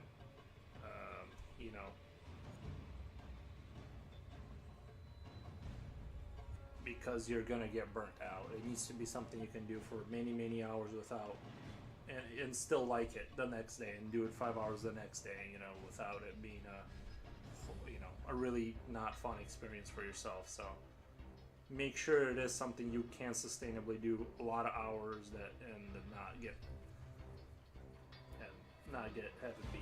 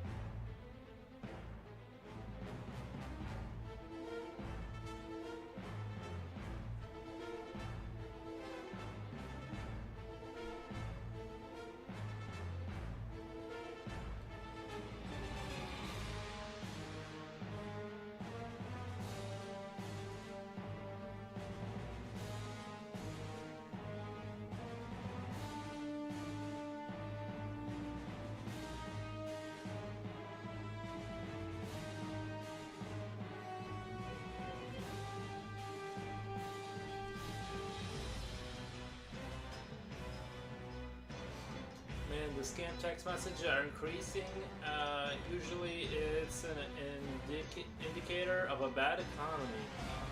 Yeah, I get a lot of those too. Thanks, sir, for your kind suggestion. Yep. Because criminals have to make money to live. I just got a fake message that my Apple was charged 150 and click here if it wasn't you. Yeah, I get those. I get scam calls all the time. I've had a few emails come in that look that like I almost clicked on that look kind of official, so they're definitely getting better.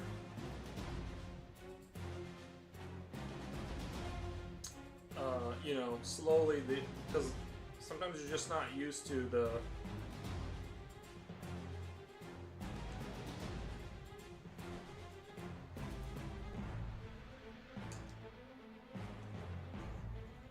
certain kind of scam. So eventually, that you'll, you know, but I'm pretty good at identifying them, I think. So I'm not too worried, but eventually I'll get tricked probably.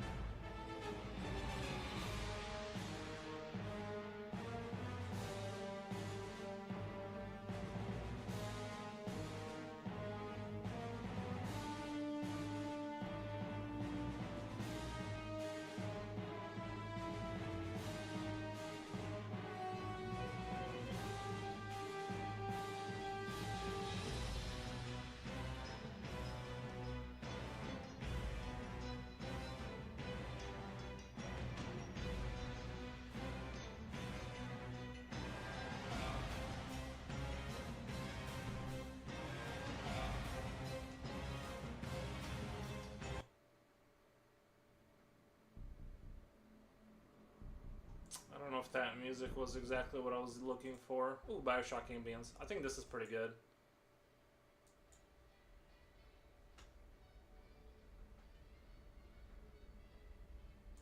I just think that that music wasn't exactly... I need like more somber... I don't like when it's just orchestral kind of like nonsense. It sort of sounds orchestral, which is what I like, but I need like more of that somber kind of like epic kind of vibes for my stream music.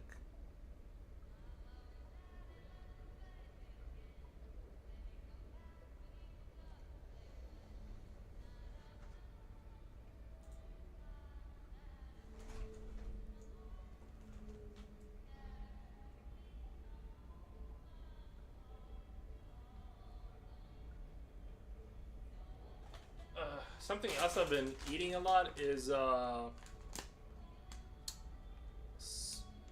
pork skins. Really delicious. This peppered one, it almost tastes sweet. I checked in the back, there's no sugar. Pork skin salt, maltodextrin. So I don't know what that is. That looks like you shouldn't eat that. Garlic and onion powders. Okay, black pepper.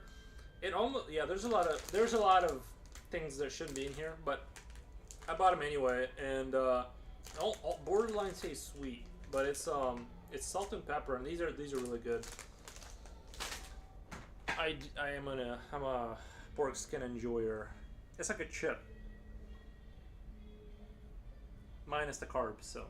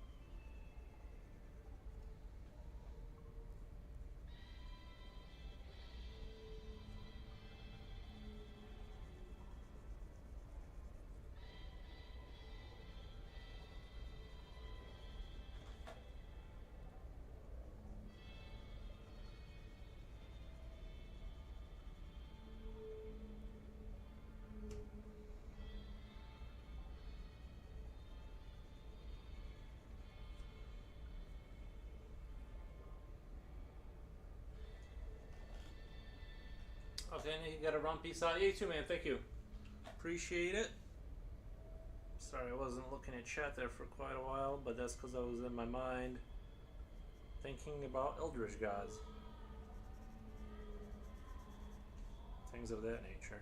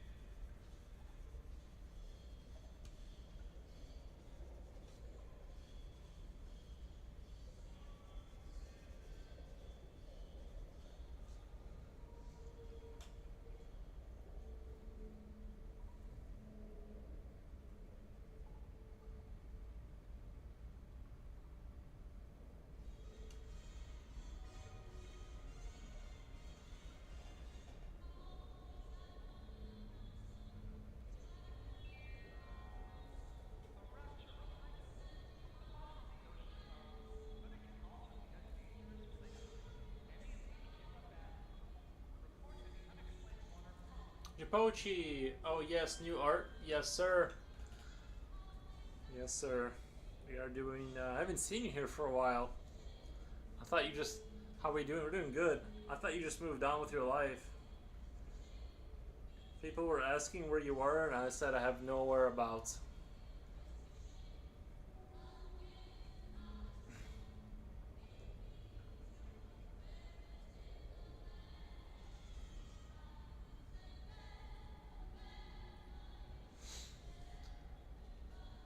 Yeah, I've been away from everything, lol. Yeah. Sometimes you gotta step away from the world. Although I do want to maintain my daily schedule of streaming, so that won't change. But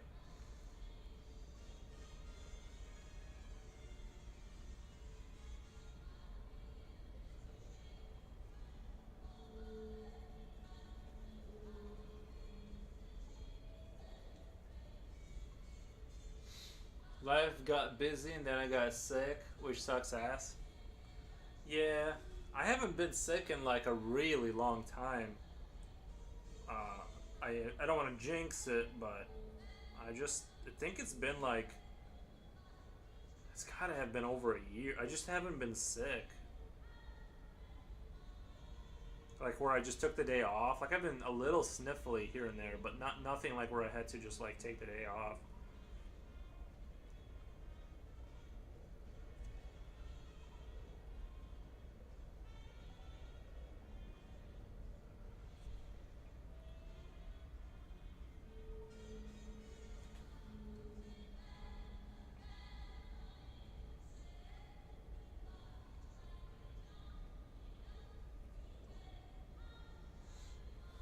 Don't jinx it. Could be the freaking dehydrated meat. Extreme. Oh, by the way, I did make some dehydrated meat, but it was beef, and I kind of forgot that beef is actually like kind of not. You have to like dry it out specifically in a right way for it to be good. Like pork, you can just basically abuse, and it'll still be really good. Uh, Beef, if you just like salt it and put it to dry, like air dry, it just turns nasty, kind of like the fat turns kind of nasty a little bit. Whereas the old uh, the old pork. But I try not to consume pork. I'm just a beef and egg guy now. Pork, like, I don't know, it's weird. It turns it into beef jerky. No, you'd have to. I'm not sure. I think beef jerky you actually have to like heat it and whatever. I just air dry it till it's like is hard on the outside but like soft on the inside. It's like a legit way of doing it. You just have to salt it so there's no germs, and you have to have it in like a really dry place and no bugs. Obviously, like usually people like hang it on the string or something, and you just wait for like forever. Uh, oh my god, Mr. Shadow Paradox, thank you for the follow.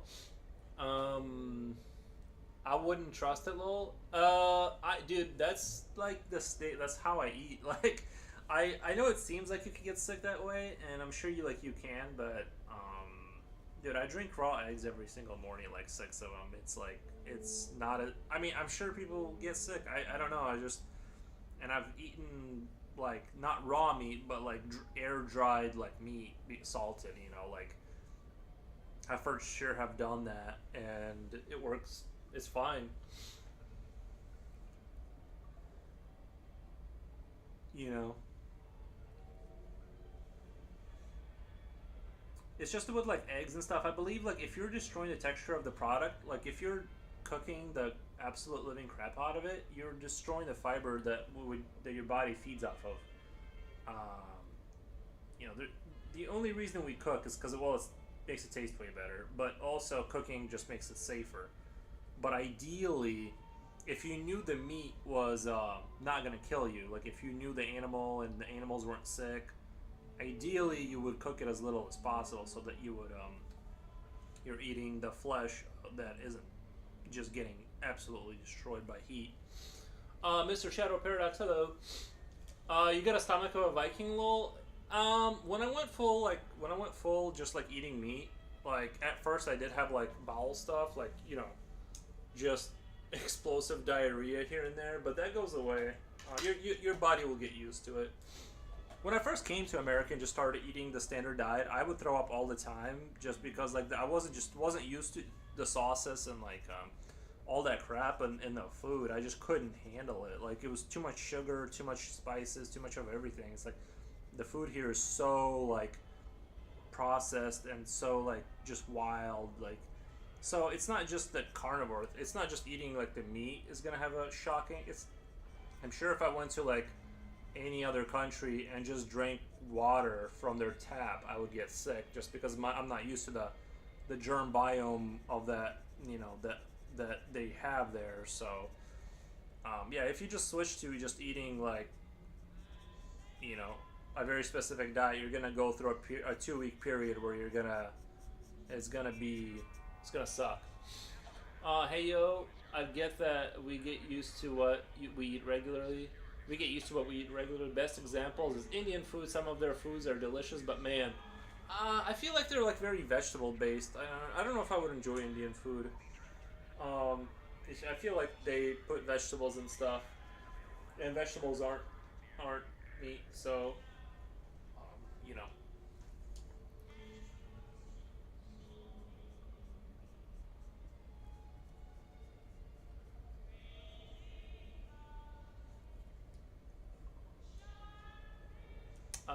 Yeah, but they're mostly leaning on peas, chickpeas.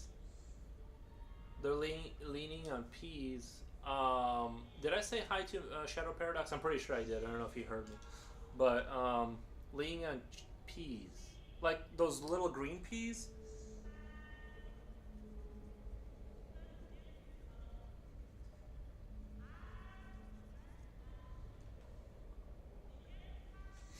Listen, once I found out that Mongolian doing great working on a piece of horror game I'm working on. Oh, nice. What's a piece for a horror? Is it a board game or is it like a video game? Um, I'm just super interested. Oh, Japochi, this is interesting. It's like chill art game. This is interesting, like a chill art game. Oh, video game, nice. Tell me more about it. I need to know. Have you seen Scorn, the horror game Scorn? There's another Geiger esque kind of game that came out recently that has like a lot of like super horrific body horror kind of flesh world kind of and I've just been lately I've been on that kind of like wavelength. I've heard of it, dude. It's like it's the worst. It's like honestly like I've seen it. Yes, Necrophosis is the other game. Yeah, Necrophosis. Dude, I hate and love it. I can't explain it. I feel like it is the worst nightmare that anyone could like imagine. Is like those like biomechanical kind of worlds where things work within the context of that world, and it all like has a life cycle and all this creepy stuff going on, and then there's like this.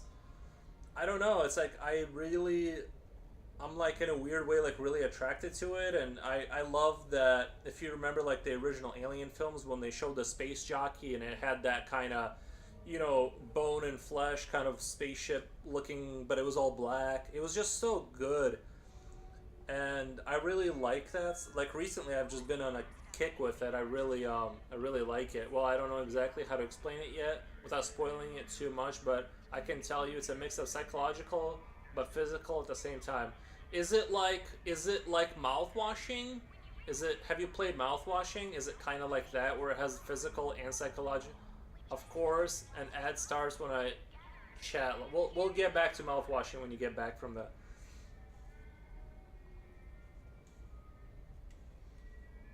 Let me know when you're back.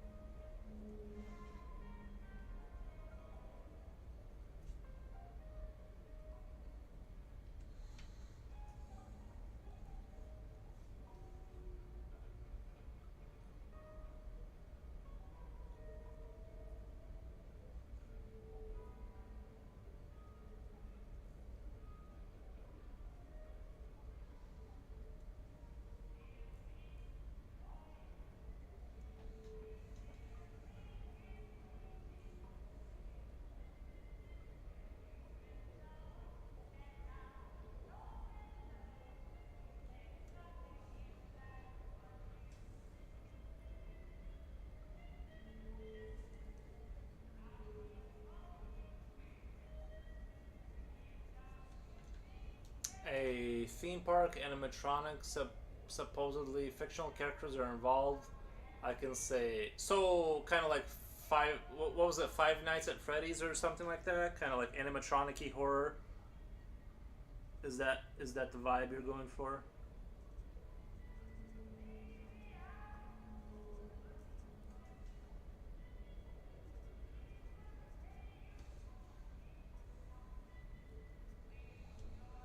But yeah, Scorn was like, I felt like that was the worst nightmare that I could like possibly imagine.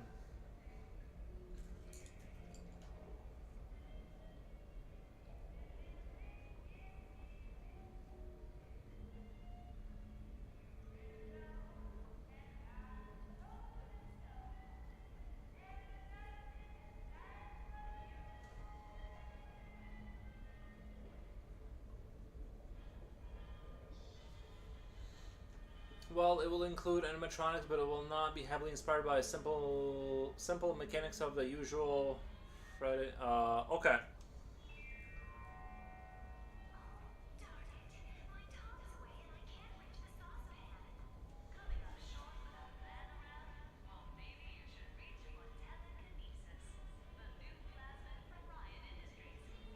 Well, that's interesting.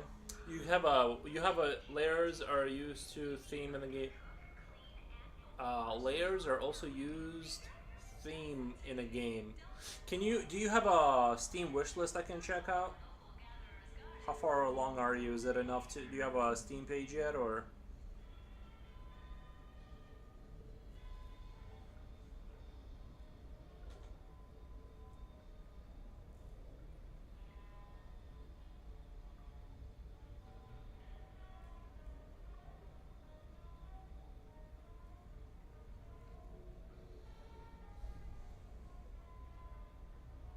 Instagram or something? I'll check it out.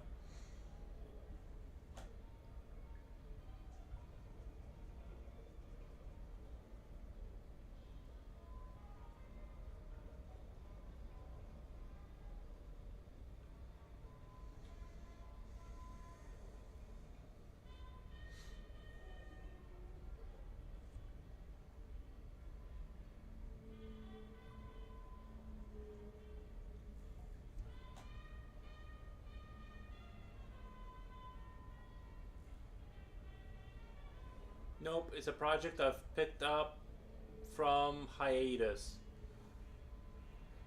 Okay, well, when you get further along, if you want to jump back on the channel, and when you're further along, if you want to give me I'd like to check it out or whatever. I'm always curious about people who make video games because it's such a lonely and isolating experience. On top of, it's gonna take like years. Where I mean, unless you're like a really good, unless you have like a ton of. I'm still in the scripting phase, but it's something I dream of completing. Is scripting programming?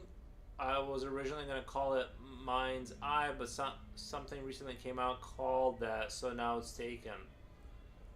Is are When you say scripting, are you in a programming phase, and then you're going to, or scripting like you're thinking of the idea? I'm assuming you mean like you're programming the base mechanics of the ordeal. It just seems like it's so hard. Like making a video game is so hard. Like, if you're making it alone, you just have to be the artist and the programmer and the sound guy. It just seems like I just can't like how can anyone finish, and like especially when they're like kind of big decent games.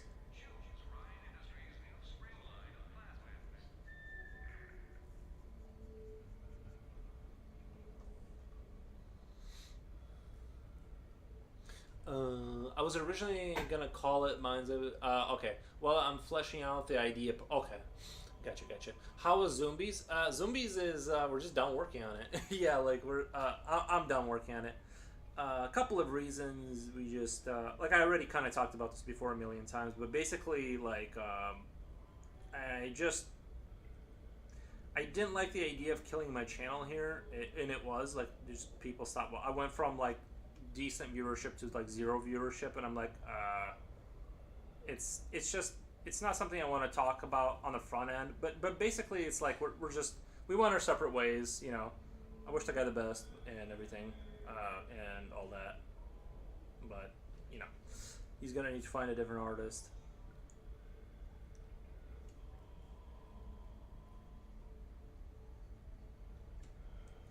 Basically, if I ever get involved in video games again, it's gonna have to be like I draw. You know how there was a somebody made that game. What was it called? The Iron Heart or Iron Harvest, and then it was basically based off of somebody's artwork, and that's the ideal version of where I just do the inspirational kind of like this is the vibes, and if somebody wants to make a game off that, that's cool. But I'm not gonna do technical stuff. Period. I want to sit here and I want to draw. That's what I want to do. Uh, gotcha. Sorry it went that way. Yeah, you know, sometimes it's not like we didn't get into an argument or anything. It was just like I'm like, listen, it's just like we're not clicking. You and me, we're not clicking. And so I had the idea years ago, but something felt too simple, or I didn't know how to execute the idea in a fun and engaging way. I got the new idea yesterday and picked it back up with a new flame of passion. Yeah, yeah. I think animatronics are fun, though. Yeah. Well, I wish you the best. I hope it does well for you. It's just I know. Do you know how to program? Like, do you know how to program enough to like execute an entire game? Because that's one thing I would like maybe work on a game in the background, maybe. But it's the big issue is I'm not like very analytically orientated, and in terms of like I'm not gonna learn to program, and I like don't care, and not I really I admire it, and I would like to have that skill, but reality is I'm just not that person, and you know I find it like it would be I feel like it's crazy to have the type of person who can like program and do the artwork, and it's just like so much. You have to be the master of like sound effects and this and that, and it's just so much work that it's hard to even fathom completing like a really well executed project. It's just so much work, you know. No, I did not. Admittedly, not yet. Yeah, that's gonna be a bit like I would find out if I would find out if you can do that because that's gonna be a big. And look, I mean, a lot of tools are coming out that make it easier and easier to build games without like actually knowing. But there's no way to build something that's like really complicated without knowing how to program. And I that's been my thing that's always kept me back. And I just know me and how I performed in school academically that like that's not gonna be the path for me. I can do the visual creative kind of space, but that's kind of where I am. Unless AI makes it easy enough to where I just sit here and I tell it exactly what to do and then it does it perfectly, short of that, I will not be working on my own game by myself.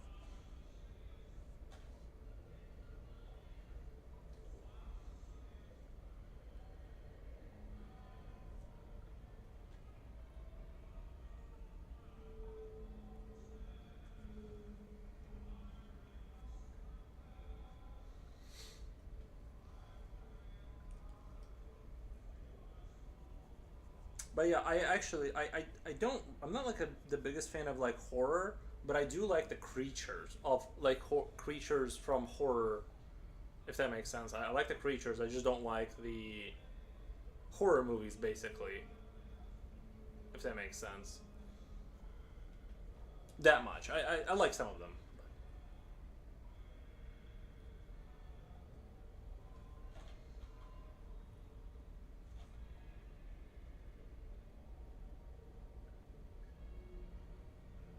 Like Bioshock, I don't know if people would consider that a horror game or like action horror, but that's like as close to like that's about the limit of like what I enjoy. And like I said, I like Scorn, but I only like Scorn because of its visuals. Like I like looking at that world and imagining how all the biomechanical stuff would interact with each other and the mythos behind like the world. How does it work? But I you know in terms of games where like you run away from a monster, I'm like eh.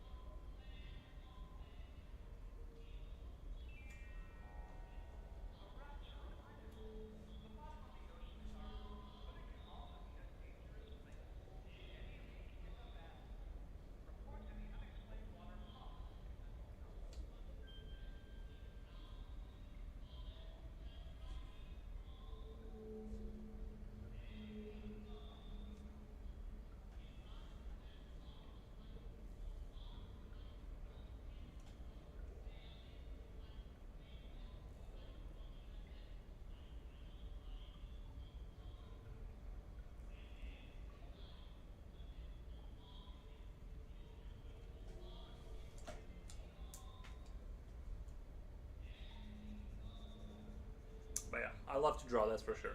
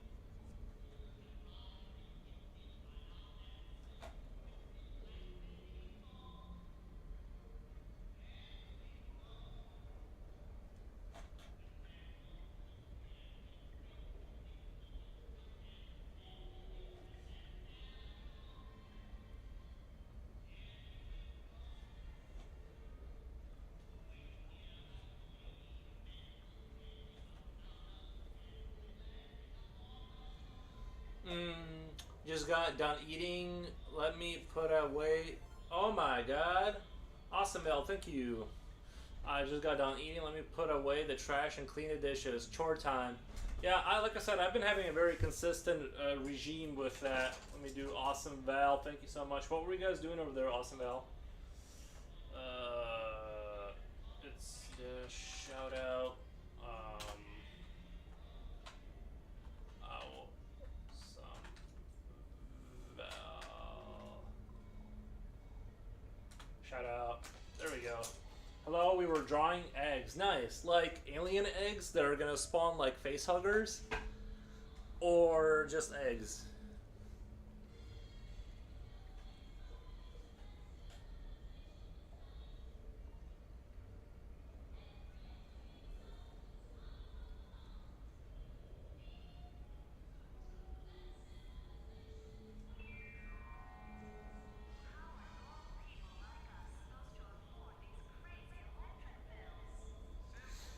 Nah, just delicious eggs? Nice.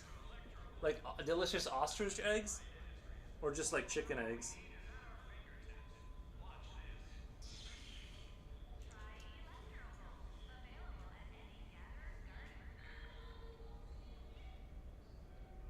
I've never had ostrich eggs yet. One day maybe.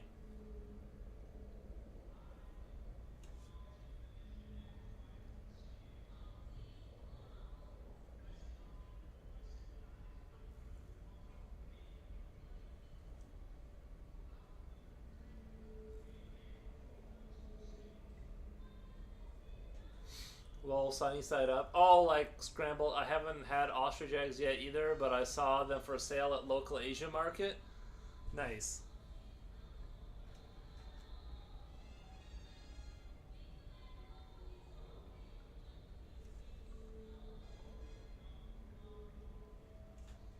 Yeah, I do enjoy eggs.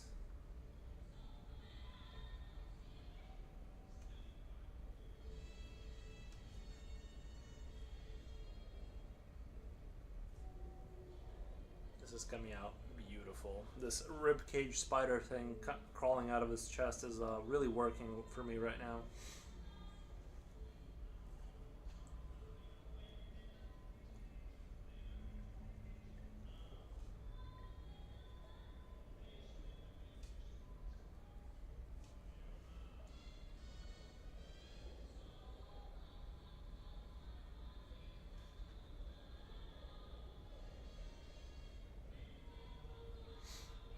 Yeah, his rib cage is spooky and hype. Thank you. Yeah, I figured it could be like a dual purpose, like a protection plate type of deal, but it could also attack maybe, you know what I mean? I could see it like coming out as a separate piece when it's done protecting him and like sort of hunting down and parasiting off of things. Like maybe that's the thing that sort of controls him, you know, or part of the system.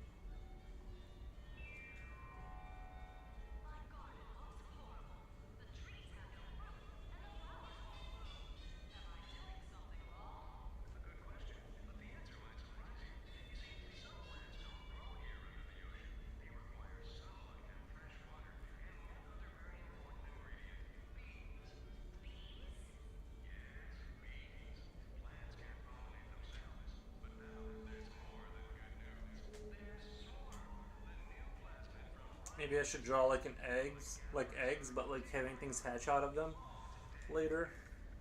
I think that's always a fun concept to return to. I feel like I've been struggling to make this rib cage like I want it to be like darker, like they're dark bones. You know what I mean? They're like almost black with some light hitting them, kind of like you see in the spaceship in Prometheus, or like there's that architecture that's like it has like a lot of darkness to it, and but you still see the contour, the curves of the design and stuff like that. That's kind of what I'm going for, but it's oddly difficult to make it darker. I don't know why. I keep highlighting the edges more and like going deeper with the shadows, but it just keeps looking too bright, I feel like. I can always fix it on the computer, but I want to have that sentiment kind of be here a little bit at least.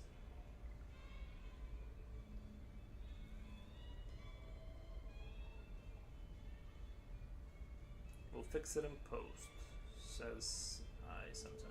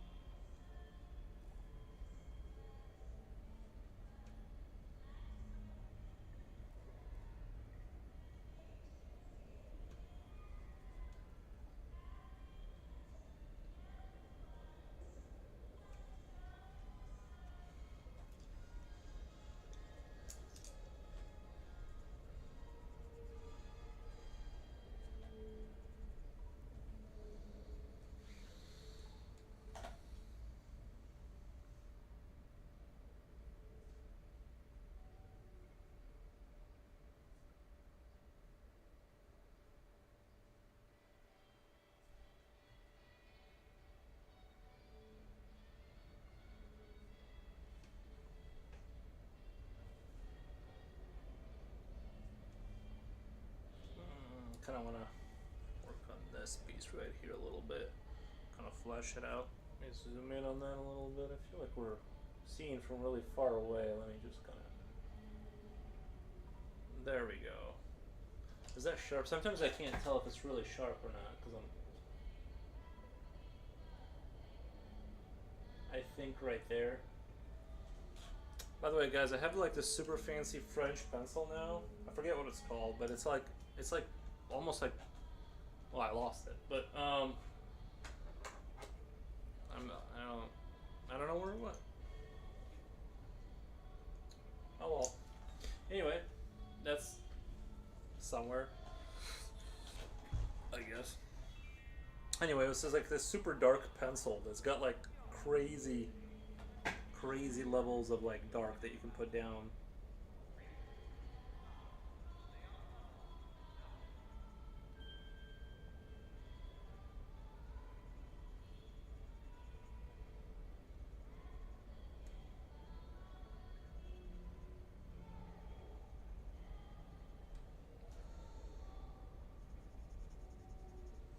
Okay. Kind of want to flesh out this instrument right here that he's holding.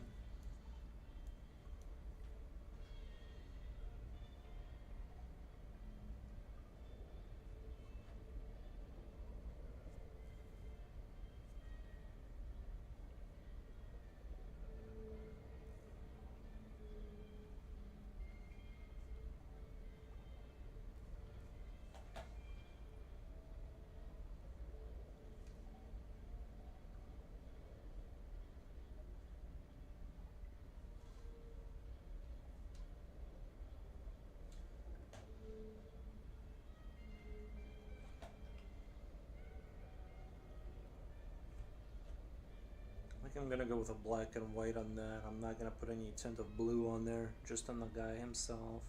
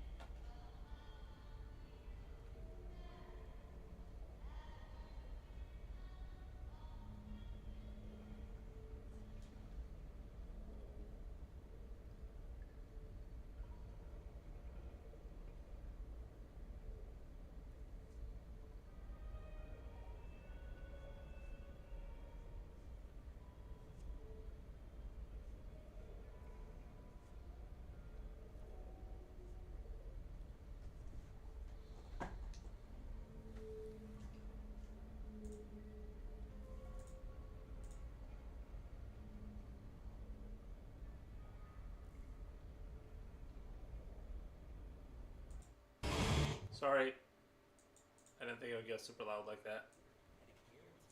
My bad.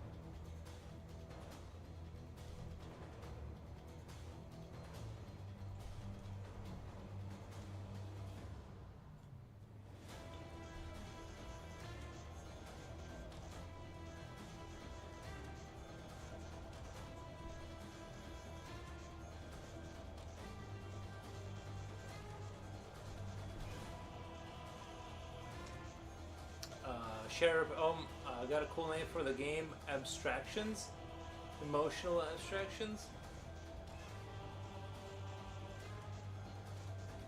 Nice.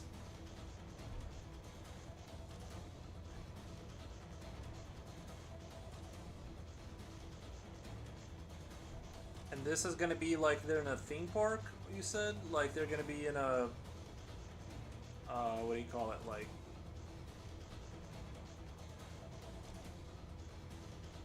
an abandoned um, what do you call it? Like an abandoned kind of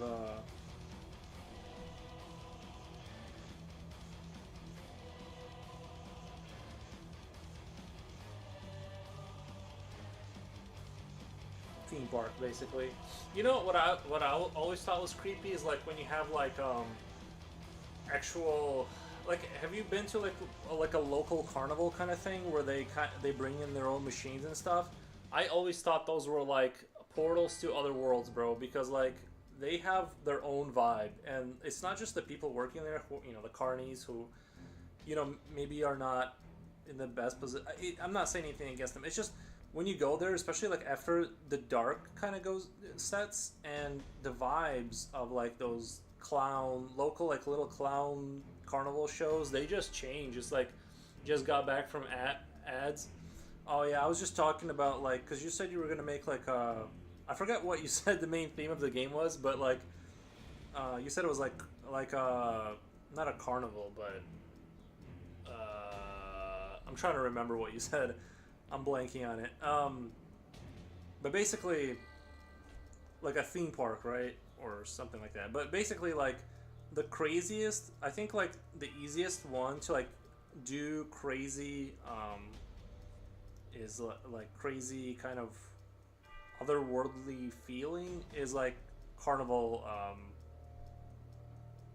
like those things that come to your town. They got like the machines or whatever for whatever you can ride them, and they got like this clown theme. I think those like they legit feel like you're in a Stephen King novel or something, because like it feels like there's something watching you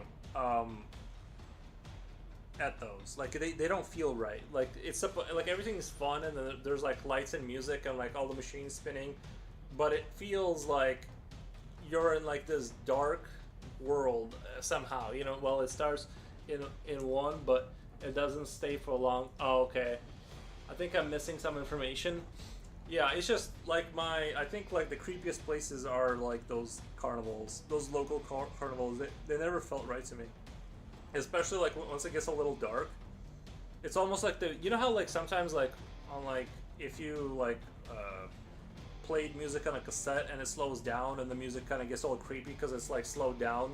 That's the feeling. Is like it doesn't feel right. Like like even the sound of it like doesn't hit right. I don't know. Some places just have their own energy, I guess.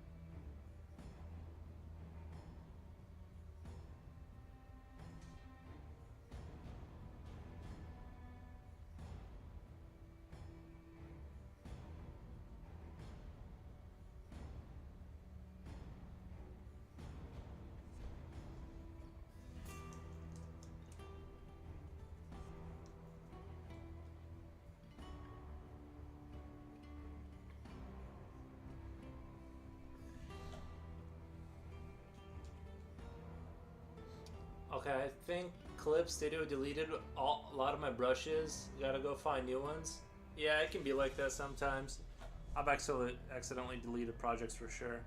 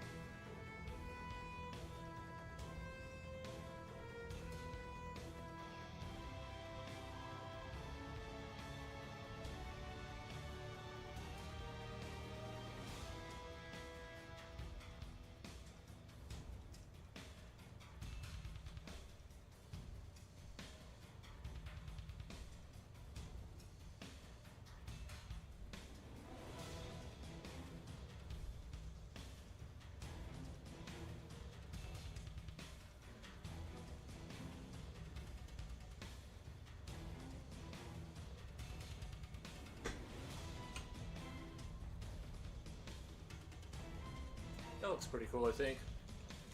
As a weird object he's.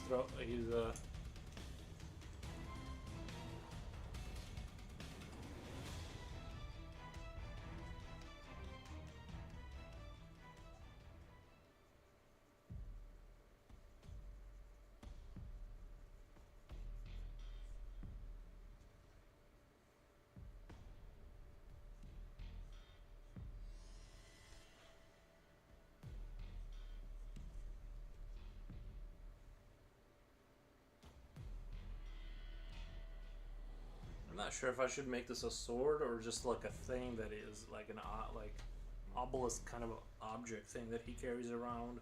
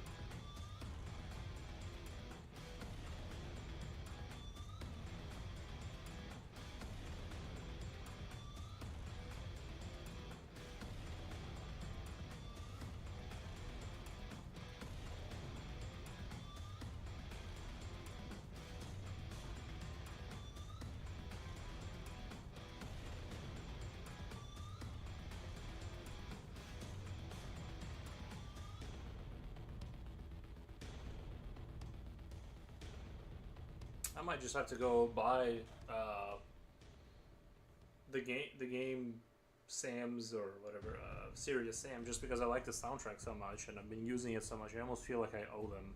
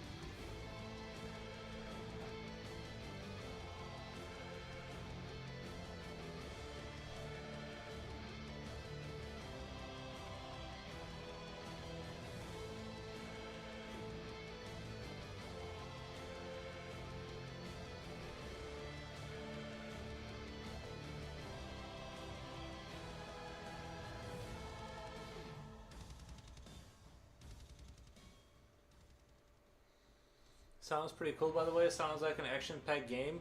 Yeah, I'm gonna buy Serious Sam. Like dude, I just like thought of it the other day. I'm like, I wonder if that game had like a good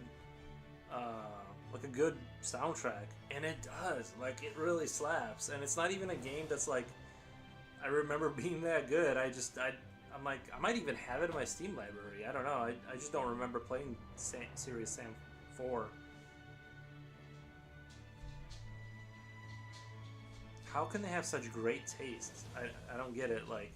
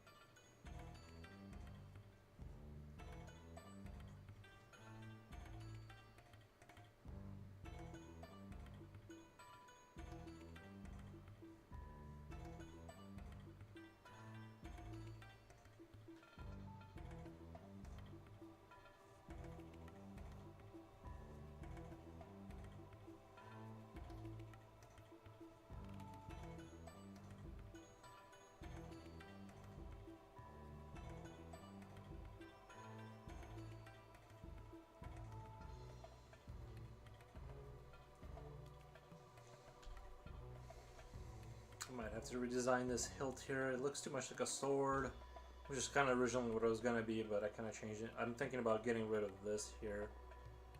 I feel like it clumps this area up too much anyway. I gotta think about that, but I kind of, overall, I really like what's going on here. I kind of want to draw a staff that he's holding, and the roots of the staff are going into the ground, producing these little creatures and like egg sacs. 5 hours in. Yeah, I'm thinking, so I'm gonna get rid of this. I'm gonna have like this upside down tree going into the ground, and then the roots are growing these little people, these little creatures, and he eats them. And that's the lore, right? It's like this, what would you call it? Like eldritch god kind of like worship.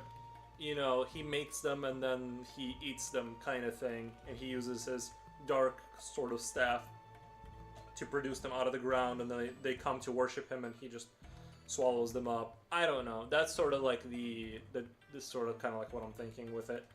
But yeah, 5 hours in, I think it's time for me to go play video games instead. Sacrifice people for this thing. Well, they're not people. They're like little weird animal things. It's not cause I didn't want to involve people. I'm not like against like drawing like whatever, but I just wanted to make it like a little bit like chill off the darkness a little bit by drawing them like as like these weird little teddy bear people. Random question: if we were to design a character based on the concept of madness, should I make him look a little older since madness would be considered a primal state of mind?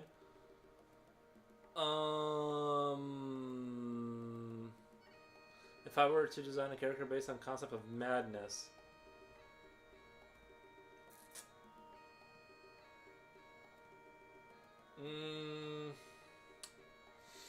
I'd have to sit on it and see. I don't think madness necessarily. Madness isn't off. It's off of normal. Like if you're mad, you're crazy, right?